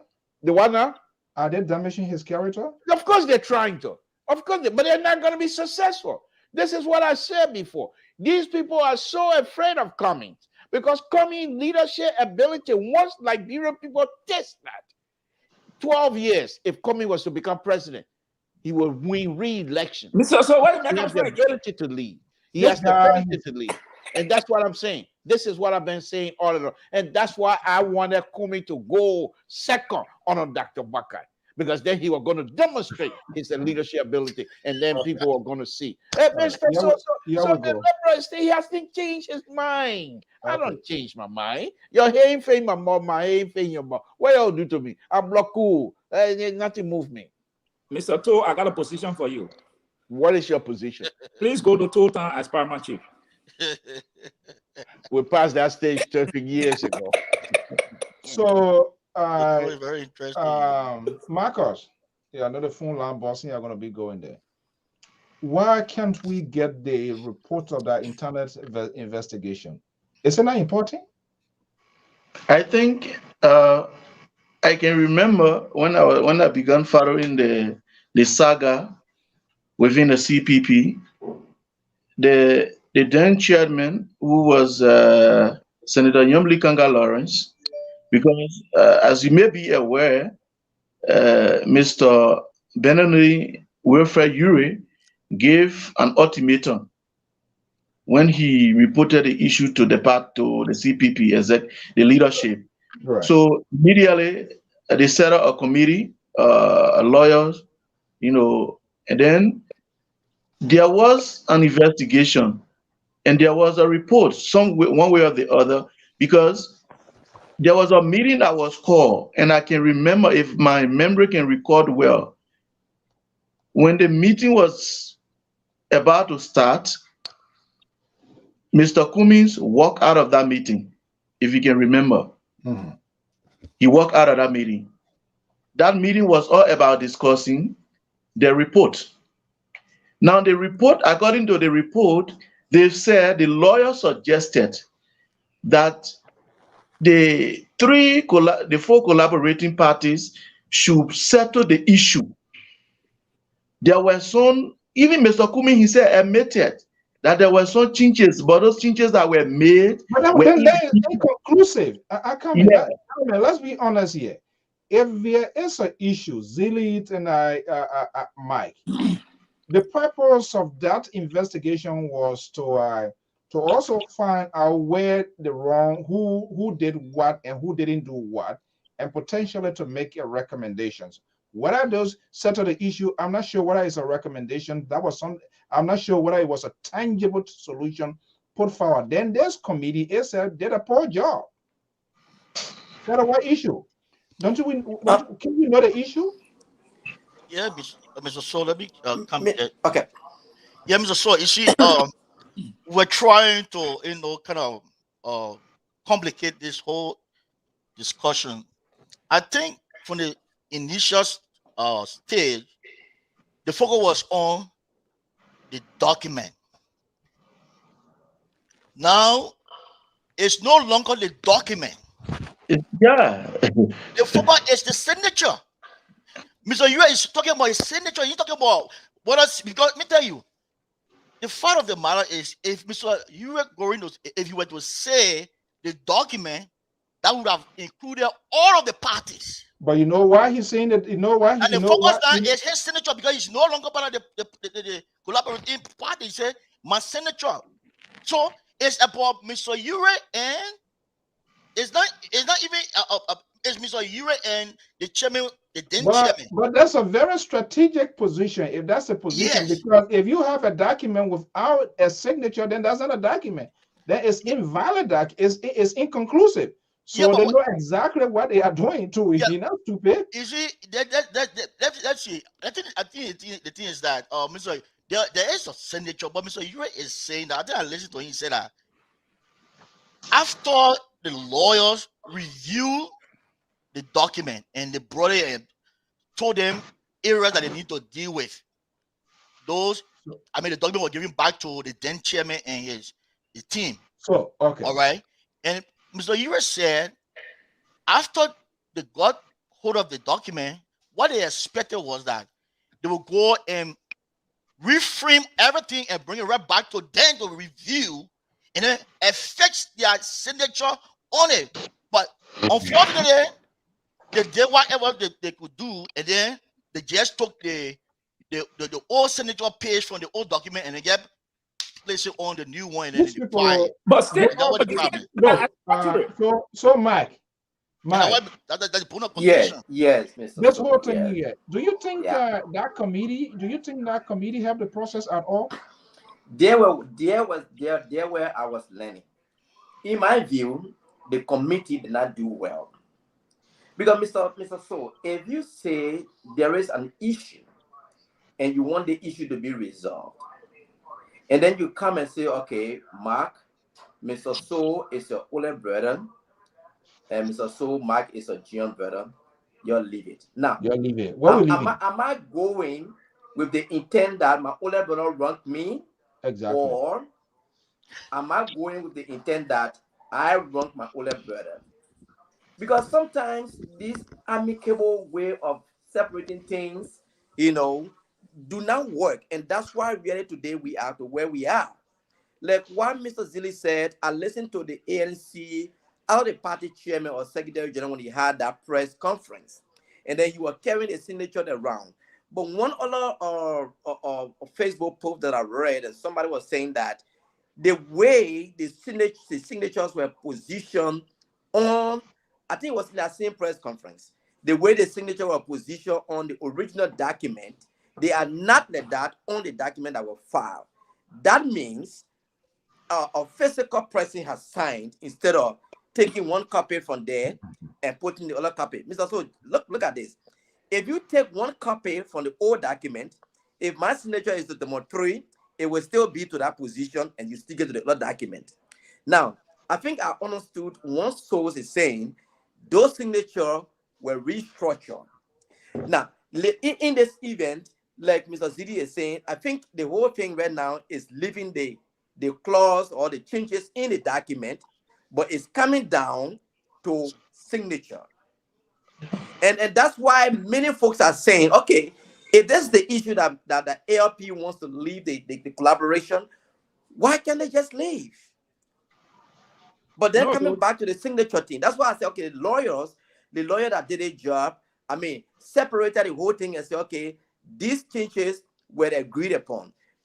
No, now, Mr. Ure, after the lawyer said that, Mr. Ure contentious word, after the changes were made, they should have bring them back. They all agree before the submission, but that was not done.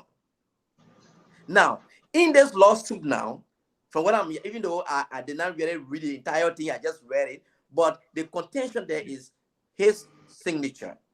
Okay. Here is the letter here. I will go to the, because the genesis of this whole thing here, which Ellis Cummings and the ANC folks and the entire executive kind of downplay it, they just water it down here. This letter of August 18, 2001. There are some specific words that were used, employed in this letter here that should claim people's attention. Those who want to be leader or who are leaders and they want to take higher state office, and for which, for whatever reason, especially, this is why Belinda Uritt wrote here from the ALP. Let me just not say Belinda Uritt, the ALP, and his season copy all of the folks in this the first paragraph here, I would say. Madam Chairman, okay, so with sentiments of the higher extent, I extend you greetings and best wishes and pray this letter meets you in good and fine health, blah, blah. Okay, that's the salad dressing in here. But this is why he said, Madam Chairman, this letter essentially seeks to inform you that the All Liberian Party, ALP, has reliably learned that certain portion and clauses within the organic framework document of the collaborating political parties, CPP, have been dubiously. These are words that when you deploy, you're communicating, you're telling people, they are indicators of something wrong being done. Dubiously, viciously, purposefully, authored allegedly by some inferior individual within the hierarchy of CPP and replaced by the alien clause to engender the author's motive, why the CPP would not want to cast suspicious and make false conclusions. Now, this letter here, this was the first red flag. This was a wake-up call, because it just didn't stop there. From there, we saw things start coming out, and there was indicators as to who ALP was signaling out. Investigation went into place. Investigation, as far as I'm concerned, is inconclusive because they say, oh, let them go fix it. Two people, there's an issue within a group and a committee, a select committee. Why do you think they are having a select committee here? The committee is there is to get to the bottom line and make a findings, recommendations to avoid these sort of future things to occur. But instead, they say, I'll go fix it. So what the heck they were doing? They get us to be where we are because they failed to get to the bottom line or they just wanted to get everybody to appease everybody. Oh, you don't do wrong. Okay, you don't do wrong. Yeah, just forget it. Just leave it. Do it that sort of salad dressing way. The man, he made a complaint. Go and investigate. Whoever that is found guilty, if it is something that was done to wrongfully on purpose, as is indicated in this communication, there must be a rules. That's what I was saying when the liberal said he didn't agree with me. These are all group of people coming together. There must be some other rules put in place, your don'ts, your do's and don'ts. But that seems not to be the case. It is a clear evidence of what we are seeing right now. Something happened, they went for investigation, committee come back, we can't get the in-depth as to who did what and what went wrong. We can't get it. Now it gone to the court. Probably the court will be the determining factor of the court to get us to this battle line. Yeah. So what was the purpose of that investigation? Yeah. So that's why I've always maintained that this whole issue of signature being forged, that Mr. Cummings conspired with others to forge the signature of Mr. Benoni Wilfred Ure. I cannot come on this public media to say that it is true or it is false. Since it is before the court will determine, because if Mr. Cummings can admit, he admitted that though there were some changes made in the framework document, but those changes were in the interest of everybody. Yeah, so whether it was in consonance with his colleague or was it done independently by him? That's some of the frustration with our guys who can't even follow through to. I don't know. Was that Mr. Soe, let us don't try to lay that, and again, I'm not here to defend Cummings or anybody else, but let us don't try to lay down the footstep or the doorstep of Mr. Cummings. Remember the lawyers, there were certain lawyers that were asked when this thing was getting hot at the time. There were the lawyers that was involved, and they came and made it clear that they themselves were the one that went and changed whatever they have to change. And they were able to bring in the signature page from another document to put on. So after that, they said the entire leadership of CPP were quite aware of the changes. They made that clear. You can go and research that. They made that clear. So if the lawyers that were hired by CPP, who some of them coming from LP or LAP or whatever they call themselves, and put together to come and do this stuff, whatever it was. So this is not something that was done in isolation.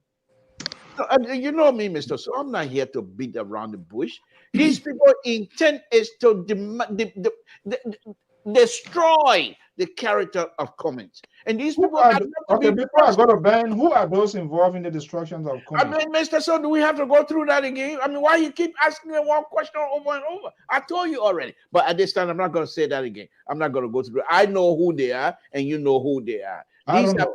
These are people when Cummings got in there, he didn't truly investigate these people political character, that these people cannot be trusted. I'll name that. I'll name it. Dr. Bakai.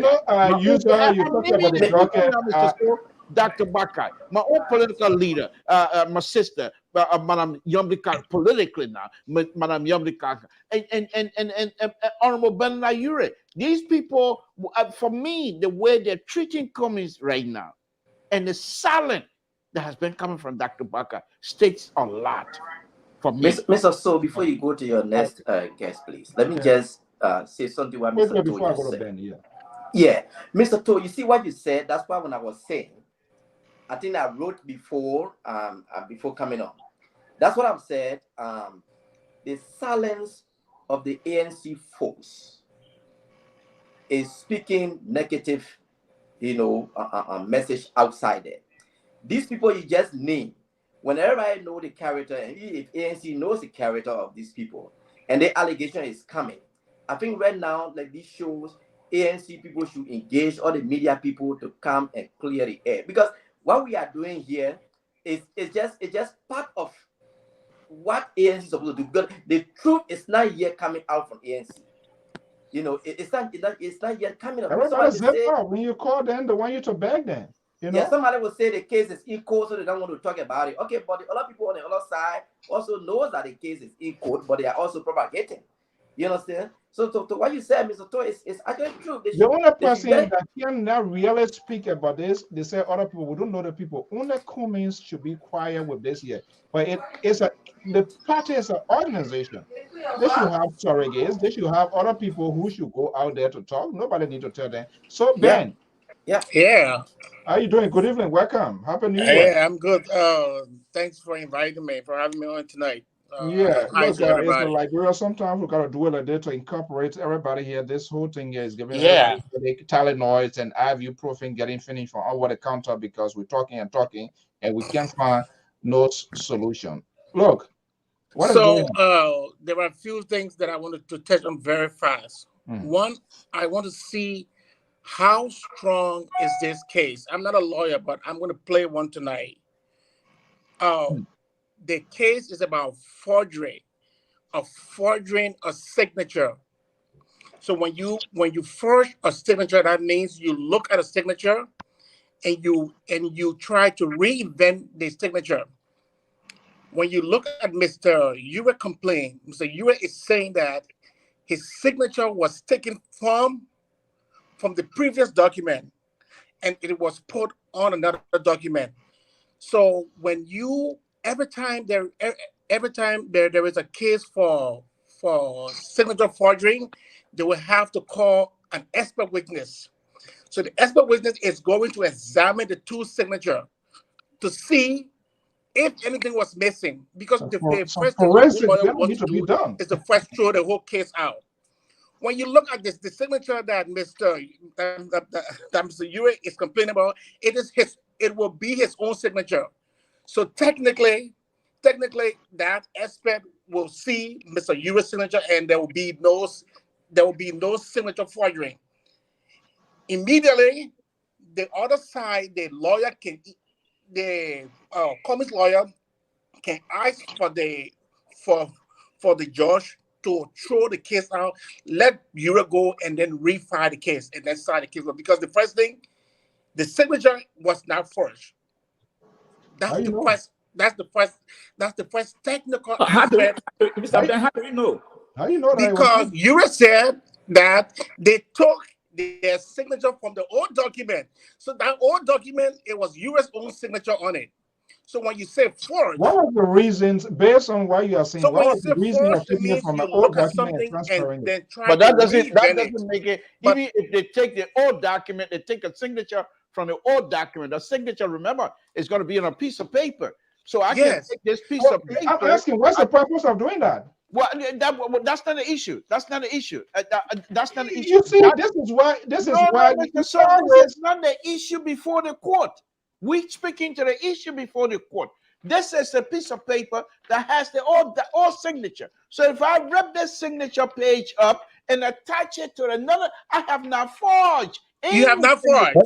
I have not forged any signature. No, you have not. I will forge the signature if I go and write on a different the whole paper. case will be thrown out. Pretend it to be the signature of what it Hold does. on, Bill. Then I'm forging. The whole case have to be thrown out first. These lawyers who have not gone to law school here, they are here cutting the case here tonight. But so you file in an application, you send it to your HR people, and then you went back there and you went in their folder, you start transferring one thing to another, even though it's identical, but they still have something that does not look like what you presented. And you say, that's the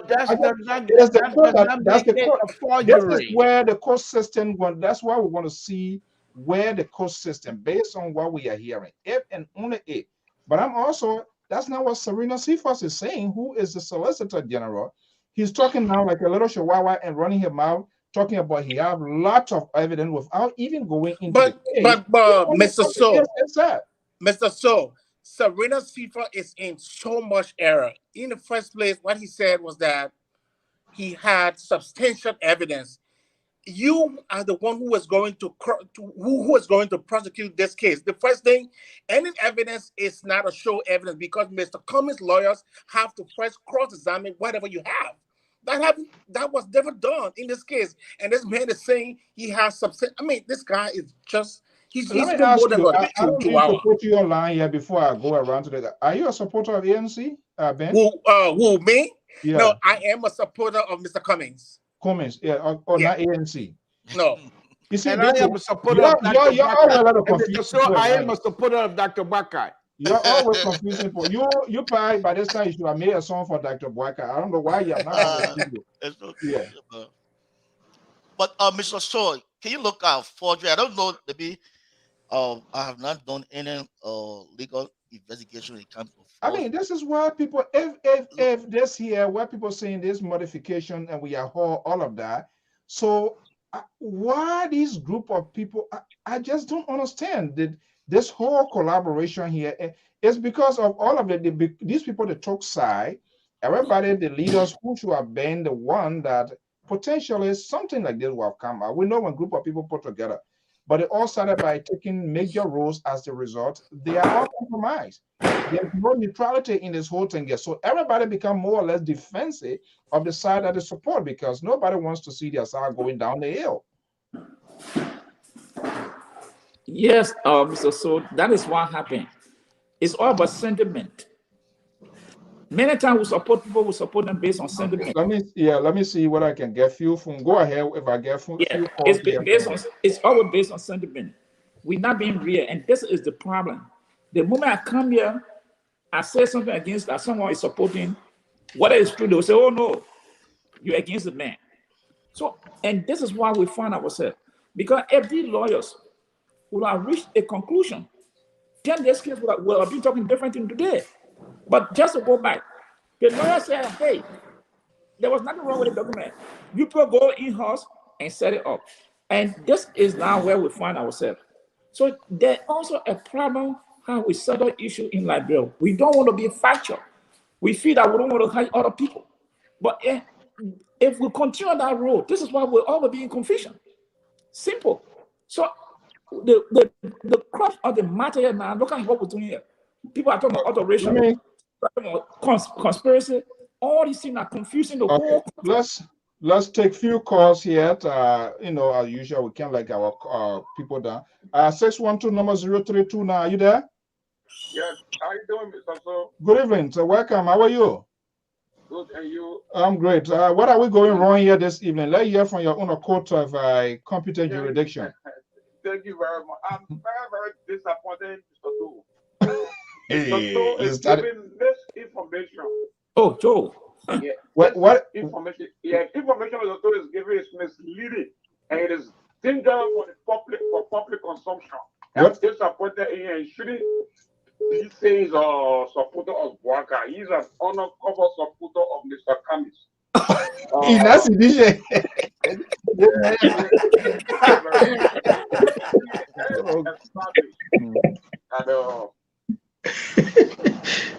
The signature page. Let me go. Hurry it up quick now. Let's get it quick. So the CPP framework document was first crafted, and all political parties leaders, the collaborative political party leaders, have fixed their signature. After that process was done, it was noticed that some clauses in the framework document that was signed by those four political leaders have some ambiguity as it relates to contravening the Constitution of Liberia. Number one has to do with how ministerial jobs were to be distributed if the CPP came to power. Jesus. So what happened was people raised issue that there is a constitution to say only member of CPP should be given certain position in government. It contravenes the Constitution because the Constitution gives right to all Liberian citizens who are qualified to get jobs. So for what we cannot say in this framework, I think it is not good for the CPP. Yes. Okay. That's why everybody came together and said, okay, my man. Yeah, let me go to the. some clauses, some clauses are ambiguous, and due to the ambiguity, they're going to cause problem for the CPP in the future. Let's submit this constitution, this framework, to a group of lawyers, including the Councillor Shannon, that's a former Justice Minister of Benin Salon. So these are people who they send the framework to review the framework. Okay, my man, let's leave it there. Let me go to the next caller here. We'll soon be going. No, 30 seconds. Let me get 30 seconds. Okay, 30 seconds. You know what I'm saying? So when the lawyers did their work and sent it back to Mr. Comey, who was the chairman by then, Mr. Comey did not call the other party for revision. What he did, he extracted the old signature page and attached it to the revision, the reverse version from the lawyer and submitted it Nicodemus.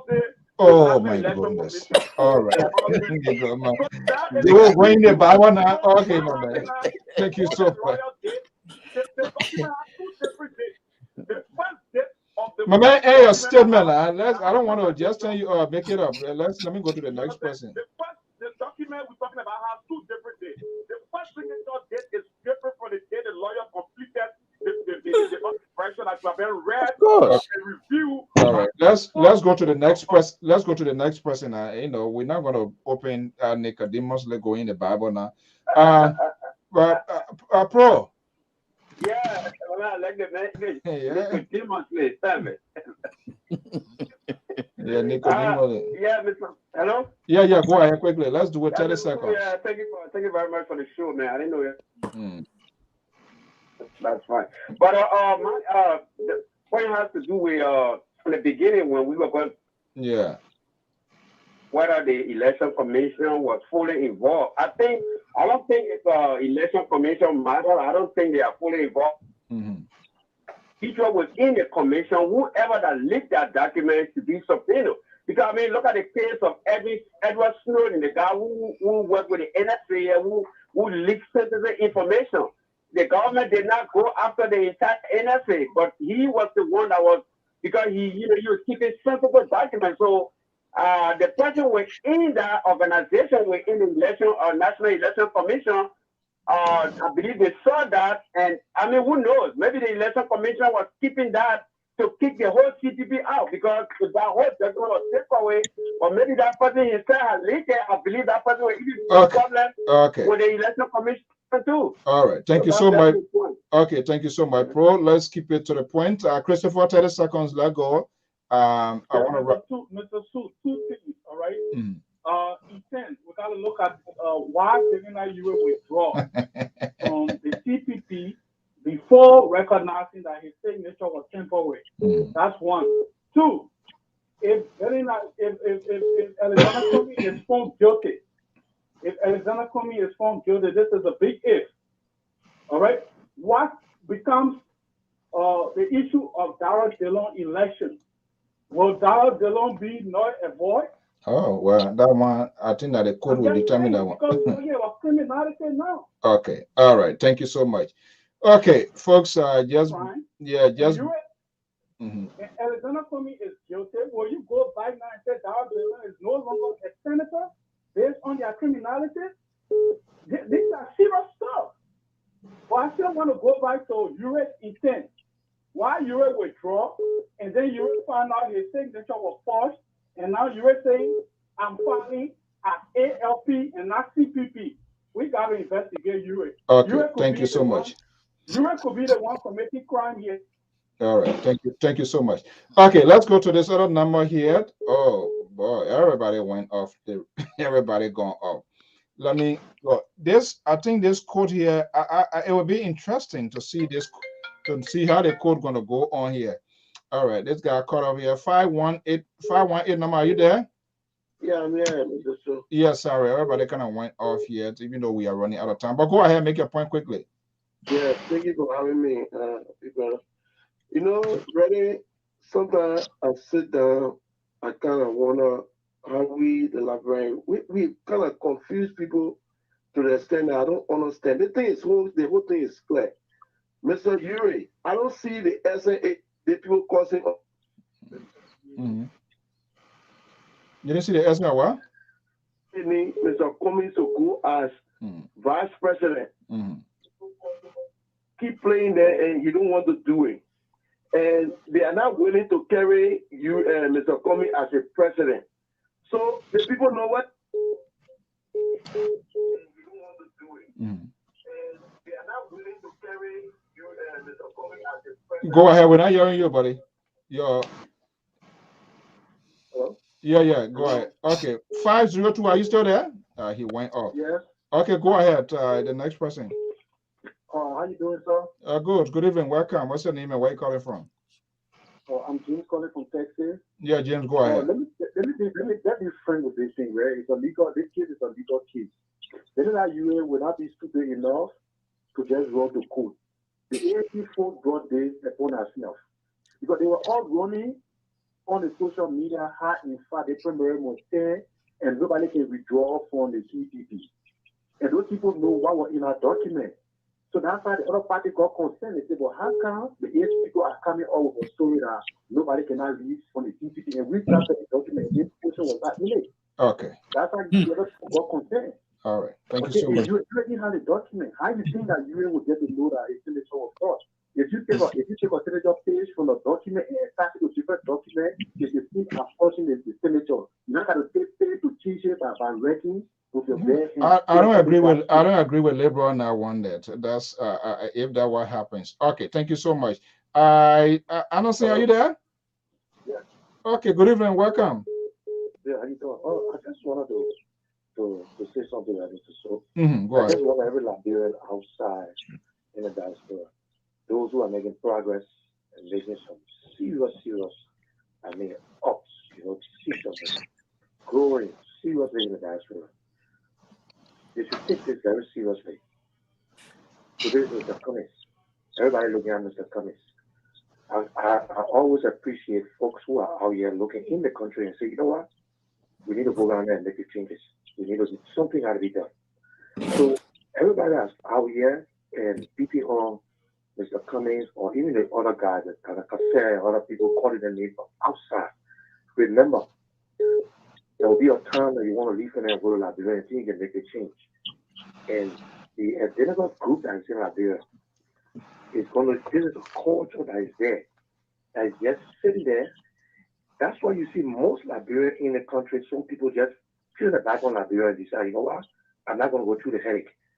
This is a clear example of you who live outside making progress and going back home. The framework document to look at this guy who served outside here for so many years. Mr. Soe, you know when you live in a country, you went to Walmart and become a manager or to get to a certain level. And to leave in a go Liberia, go run out of one framework document and people saying that, oh, they calling him names, he's a criminal. What puzzles me is this. The woman is completely silent. Nobody knows what's going on. Who the woman? Okay, plenty of women. Who the woman quickly? Who the woman you talking about? The vice president. Oh, Dr. Boyka? In the room.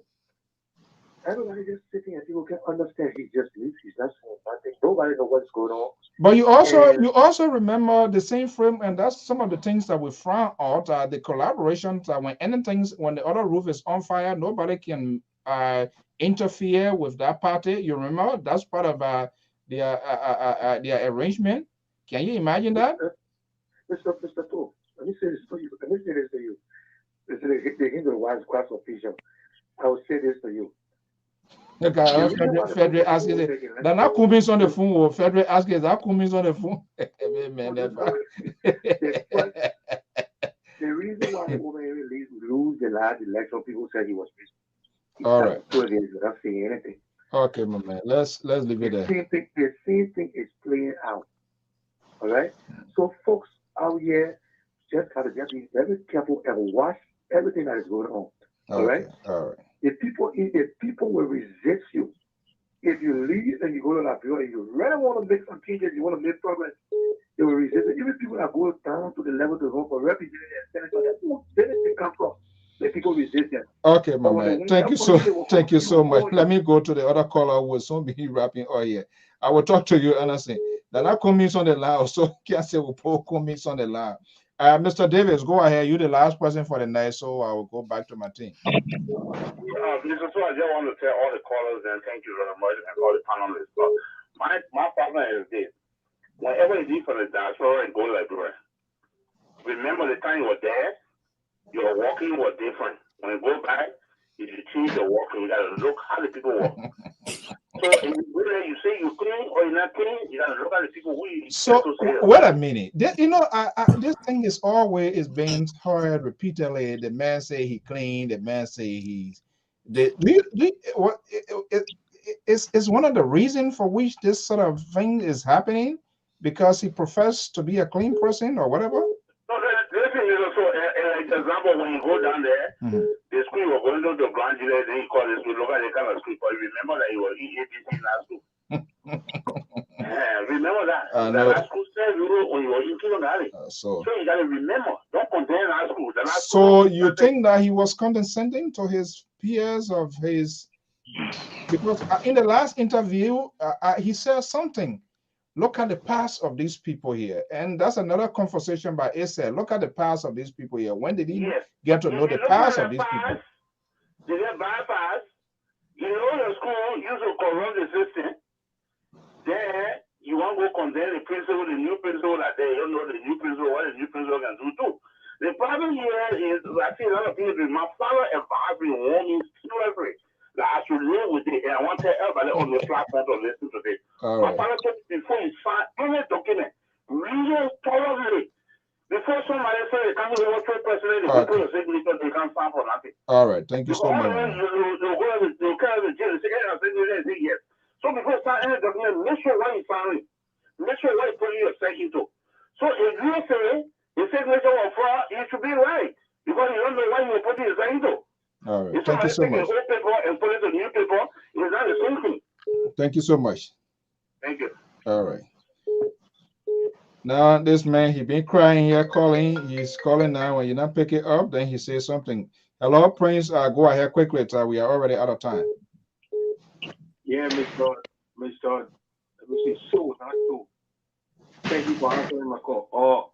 I don't know what kind of evidence the government saw from juries to even make them to take this case. Because all we've been hearing from you and Son Henry Costa is that this man is a criminal. He fingered document, but we can't even see the document the man finger. What the man finger? So I don't know what made the government take. The government is being played. And we need to tell his boys, McGill and Serena Seafor, how can even Serena Seafor even prosecute Alexander Comey, less criminal than Seafors, who was involved into killing virgins? I mean, how the world want to see the case? They want to put camera in the case, and they see Serena Seafor is prosecuting Alexander Comey, someone who we got the tip that he's involved into killing virgins.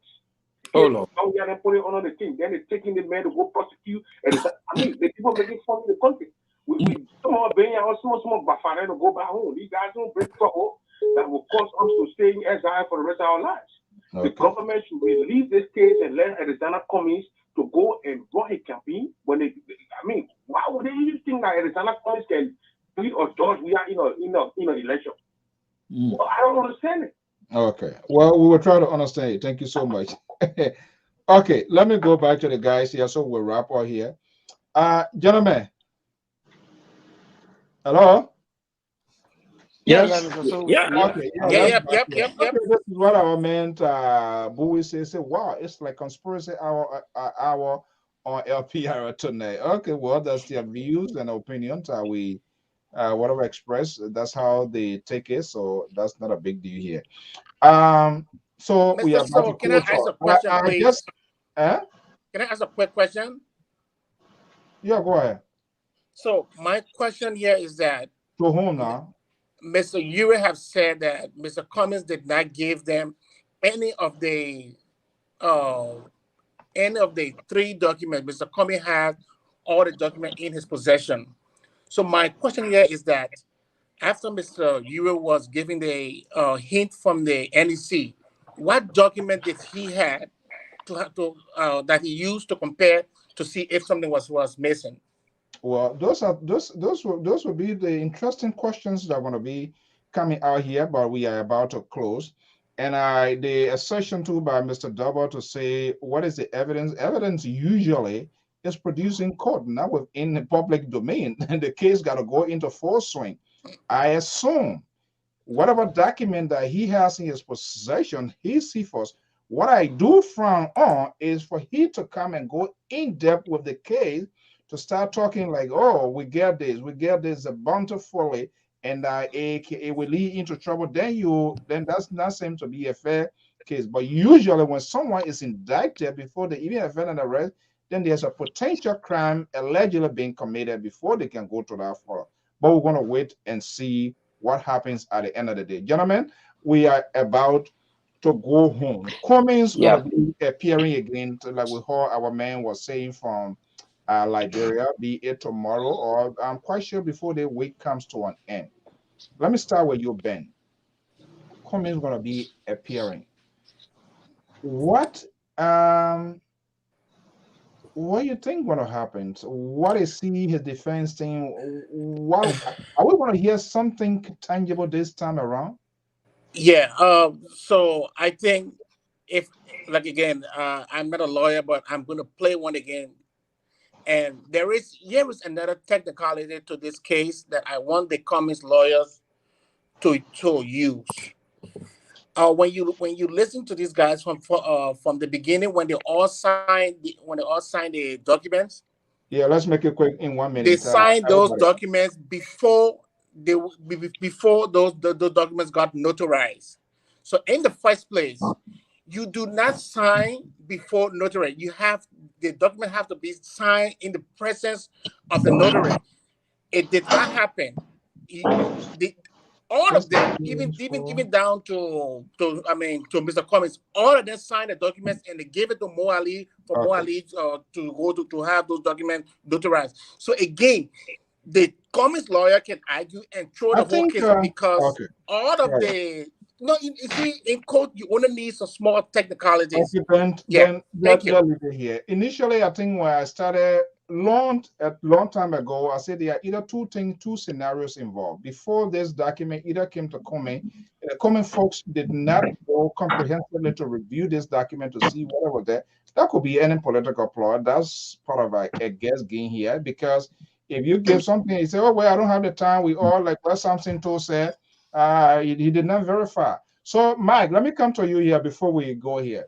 Cummings is going back to court. Will he this time put his belt on that indeed he knows this is a serious business in as he thought it thing that was like a plaything? I think he learned a lesson. Yes. Mr. Soe, I think Mr. Cummings right now, he knows that this is not joke, and if his defense team were taking this as a petty matter, they now realize that it's serious. And what I really say is that I like for systems to prove themselves right or wrong. I would like for the court system, the judicial system right now that Mr. Cummings is facing to really either expose itself being credible or not. So let that Cummings lawyer really be attentive and let them put on all their legal gadgets for argument and let the process play out. At the end, we'll come back right here to either criticize the judicial system, the way the case can be handled. That's a disingenuous aspect of all. People right now trust the system for the system to play out, but tomorrow, whatever verdict comes out, the same very people are going to put out a chameleon suit to say, well, that system exactly system. Let me leave you with this. Mr. Cummings' first appearance in the court, he says the justice system works today. I hope it continues. You see that? So I mean, he's established something already that people can base on. So I hope, myself too, I hope it continues. But thank you for the show, Mr. Soe, and I we hope to have you here sometime. Let us pop in. We want to do this. This is a whole Liberian business, Ben, as well. Zilly.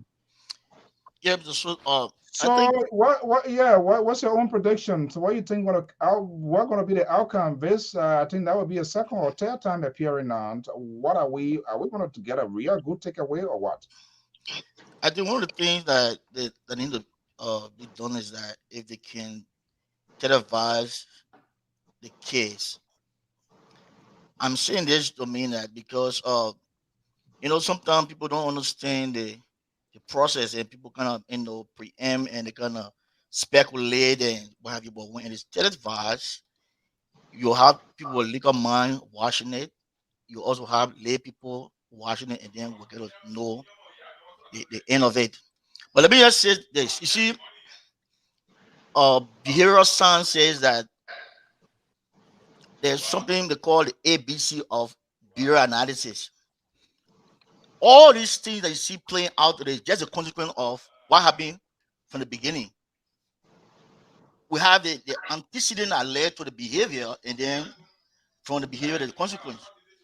Now, the antecedent to all these things that we see is that because when Mr. Ure said that he was supporting Mr. Waka, and then normally started also, she's actually leaning towards Waka, and then Delon said he was leaning towards Waka. I had all these issues that you see play out today that came about. Okay.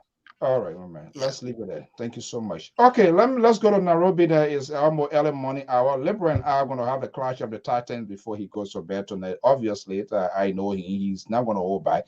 So, Mr. Wie. I'm here. Okay, so what are we taking home? Serena Cephas said there was a drama on the first day created that itself being a little bit subjective. As somebody who's going to be handling the case, he should be on a level playing field. That did not happen. What should the comments? What do you think we're going to be hearing out from the comments people? We get a clear sense, a little sense of what's happening right now. As far as we are concerned, we are not saying anything tangible to say, yes, this is the act that is being committed because this is what is coming out of the court. Nothing much yet.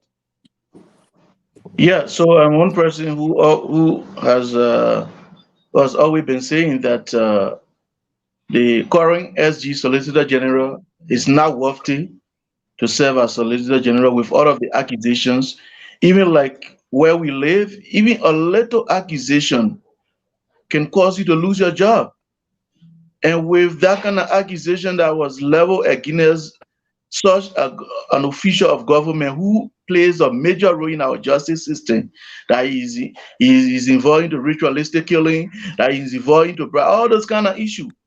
So, I mean, but now, if our country will be practicing true democracy, through the tenets of democracy and rule of law, Serena Cephas shouldn't be that person to be serving as Solicitor General. Because first thing, if decision comes out, people will always question that this man has heated issue and what have you. But again, now to the issue of, I hope my brother Ben said that there is no forgery and the issue should be thrown out of the court.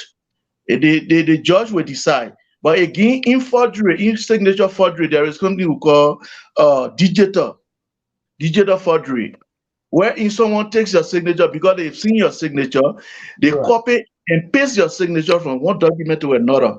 And the document they put your signature on, you did not read that document. So your signature in a short, even though the signature is the same, but it did not meet your consent. Exactly. They only copy and paste your signature on another document which you did not read. You did not consent to that document. So in a sense, your signature has been forged. Yeah, but that is not the case here. That is not the case here. Well, the court will determine that. The court will determine that. I am not saying that Mr. Cummings actually forged, that he did not forge. Let us leave it with the court. The court shall decide the magnitude of this case, because according to the SG, he said they have a lot of evidence, pieces of evidence. So where he got those evidence, let him prove those pieces of evidence to the court or competent jurisdiction, and then we see. Okay, quickly, The man from the far right, Atlanta, Georgia. I am saying the dirt and the acid water is being thrown at Serena Seaforth by all of us because the manner in which he's proceeding in the initial stages of this whole thing here, should the common folks be arguing now that he, Serena Seaforth, should recuse himself from this? I said it yesterday. I said, for me, if I were on the commissar, I would petition the court for Serena Seaforth to recuse himself. And secondly, watching from him, taking from Mr. Soe, the story today in front page Africa. If I on the committee, I will make sure that the Minister of State for President Affairs, Nathan Bange, is summoned in court.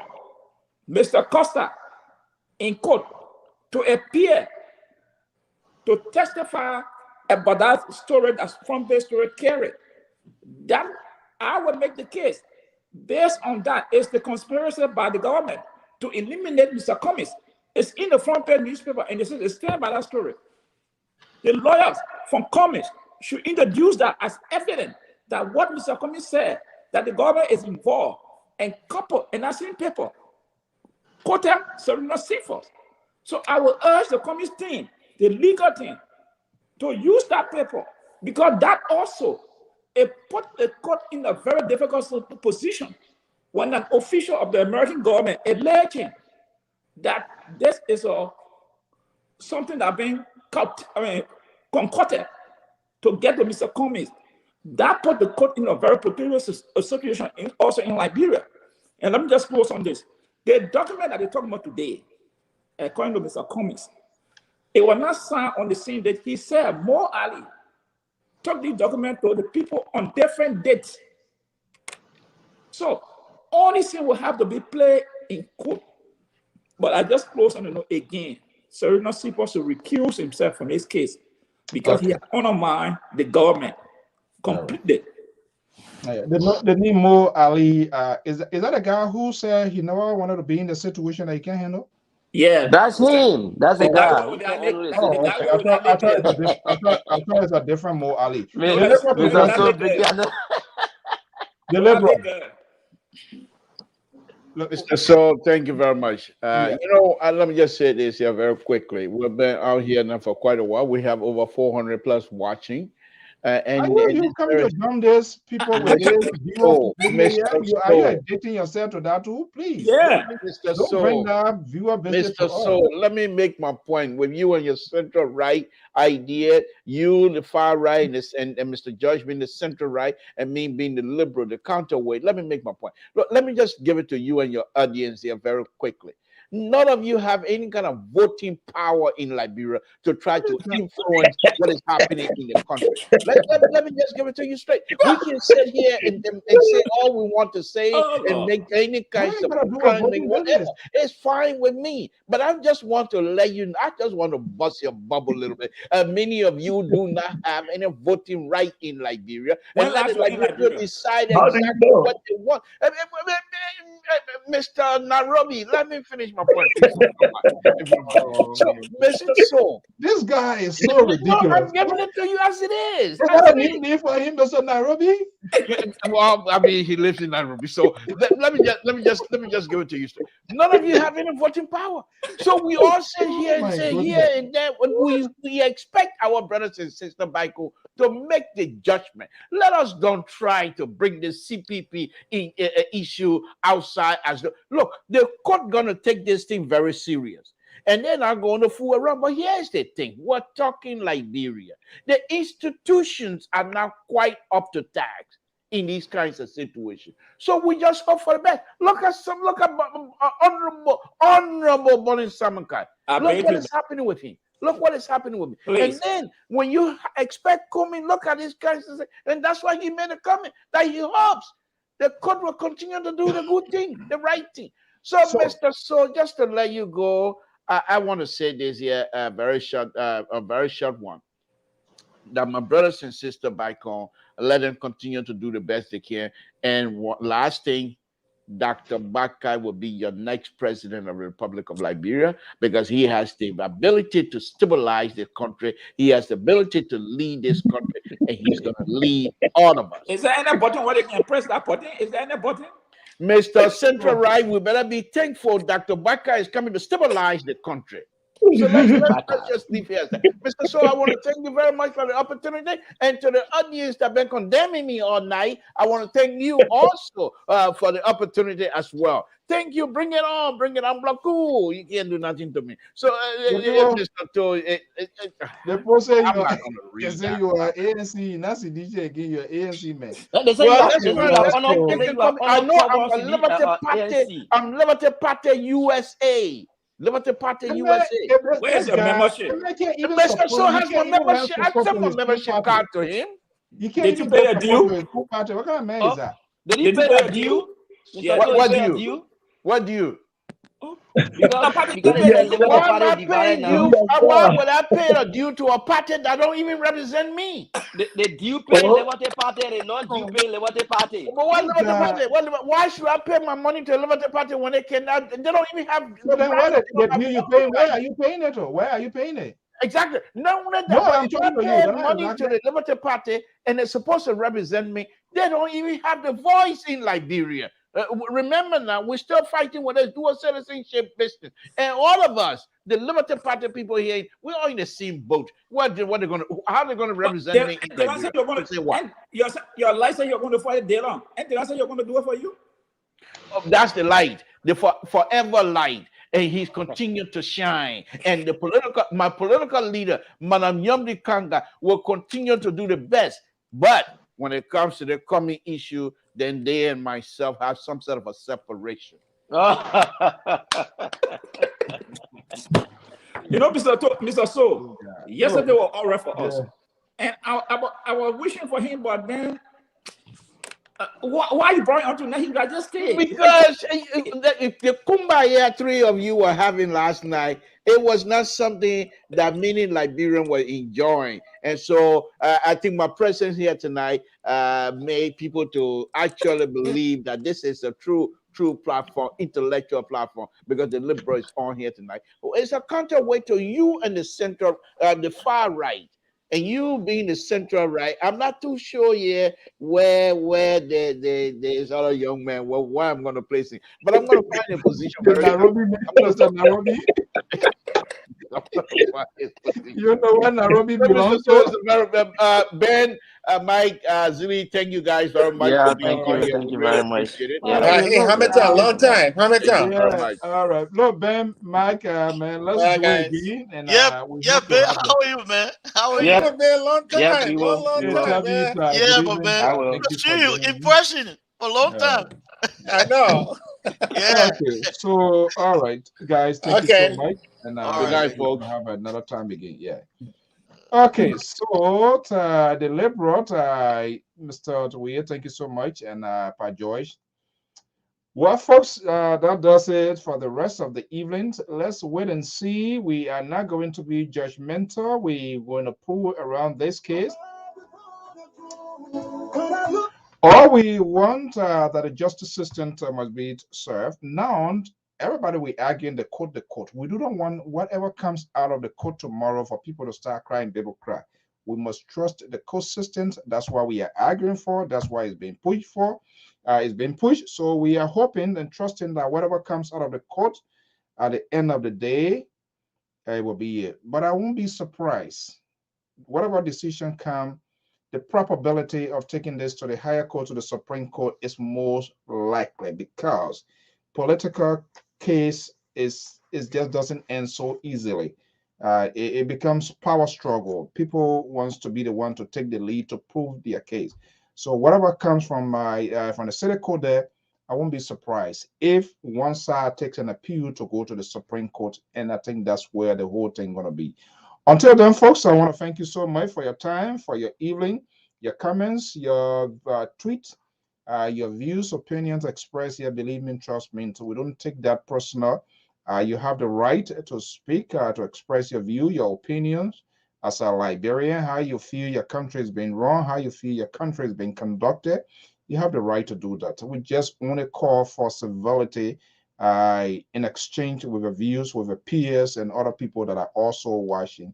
Let us have this sort of concrete interaction so that you can be, the essence of that is to make your case, to persuade your other side to say, yeah, you are on the right side of history.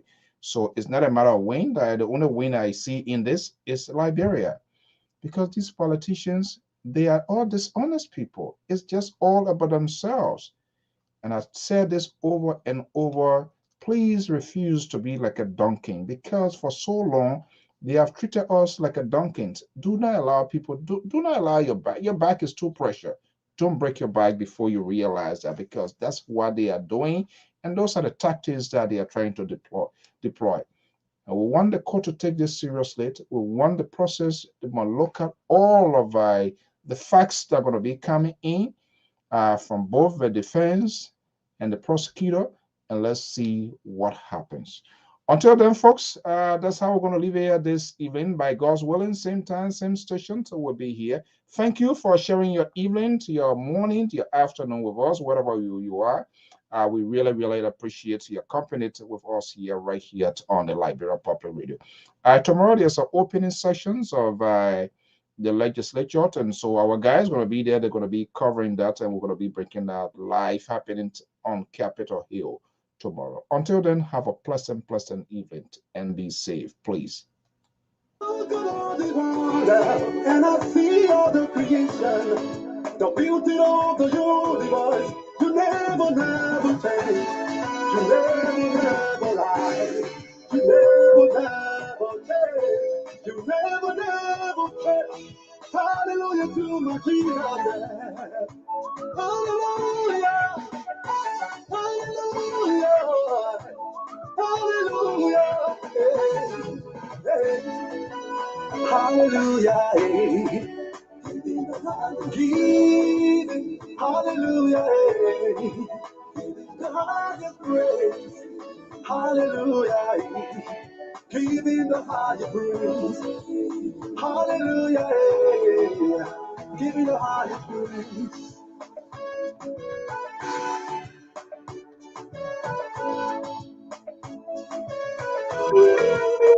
From the West African nation of Cote d'Ivoire, Liberia Public Radio and Television present Business Diary. This program focuses on the activities of business institutions and individuals in society. I'm Jeremiah Zao Senior, CEO of All Nation Bar. It has been very good to have this business established here. We are 1 year since we opened here in Anono. There have been few challenges here that have faced in this country, and that is all about the language. But here instead, I refuse to be deterred. I refuse to be discouraged. I open a business and things have been fine. My name is Mercy Wangaringanga. I am a finance officer working for an international organization. I have a master's degree in business administration. So today I'd like to take the opportunity to talk to you about the COVID pandemic and how it has affected the business sector in terms of me working in an organization, an international organization. Don't miss out. Be my guest. It's coming soon on Liberia Public Radio and Television. All right, there you have it. Business Diary going to be coming very soon right here on LPR from the West African state of Ivory Coast, Abidjan, where our Abidjan correspondents are going to be doing that. These are Liberians involved in multitudes of roles. We're not just going to be doing politics. There are some people with success stories. We need to start breaking all of those out as well. Very, very, very much important. They are Liberian making a lot of significant progress in other places, other parts of the country. They're going to be sharing their stories, their narrative with us. Business Diary going to be coming very, very soon right here on the Liberia Public Radio. This Wednesday at 12 p.m. Eastern Standard Time, I will be playing host to Wadi Power is the national treasurer of the Liberty Party of Liberia, the opposition to Liberty Party. Where the Power will be my guest this Wednesday at 12 p.m. Eastern Standard Time. Madam Power going to be joining me right here on the Liberia Public Radio. A lot is unfolding. So she's an executive. We're going to see where things went wrong, how people get their eyes off the ball to get us to be where we are today. Our goal is to talk to decision makers and those that are close to the proximity of all that is happening today. They must all be held accountable. At the same time, make it fair, balanced, and proportionate to hear from them. We do not intend to be judgmental, but we give them the opportunity. We ask you to come. If you don't want to come, it's at your own volition. So where the powers are concerned, she's going to be my guest here this Wednesday at 12 p.m. Eastern Standard Time in an exclusive with us right here. What is the hope of the Liberty Party? It's fragile. It appears to be a two Liberty Party now. The Yombi Kanga wing and that of our Chairman Musa Belity. Where is the Charles Walker brown-skinned Liberty Party?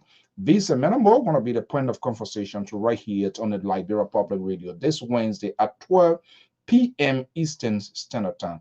Until then, folks, thank you so much for your time, and I have a pleasant evening. We really, really appreciate your company, your time with us here this evening. Bye-bye from my end.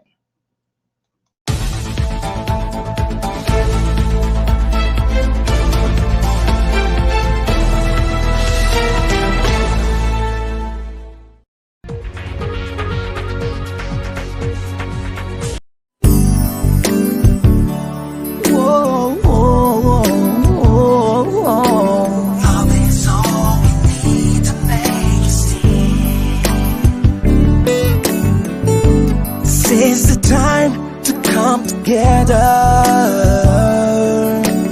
Keep Liberia safe forever. So open up your heart. Let the history of the collaborations in past years within the Liberian politics. It was just very difficult for one to grab it, to make sense out of it, that these things will reach this far. Here we come, not even in the middle of the process, the whole thing is torn apart. This is a crazy scenario that have let the electorates down, because these collaboration parties were seen as alternative to the CDC. Here we are, it's falling apart. One of the collaborators is now being allegedly accused as criminal or someone who are illegal.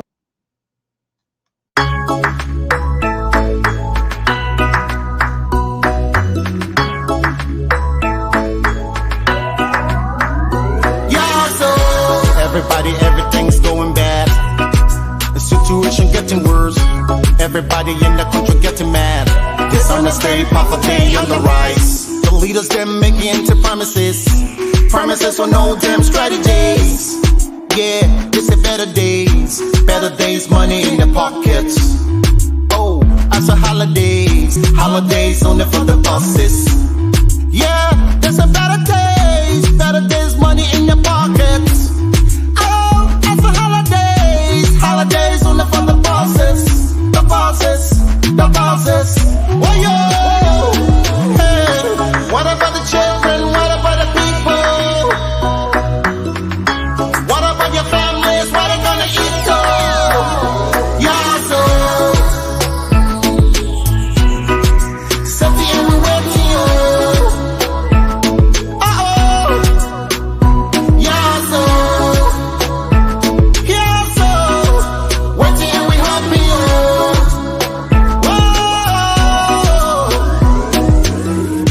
they don't really care about you. They don't care, my people, it's true. They don't want to see you break through.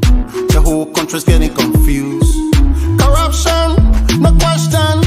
The country going in the wrong direction. Leaders, I barely many mentions. We don't know where the money come from.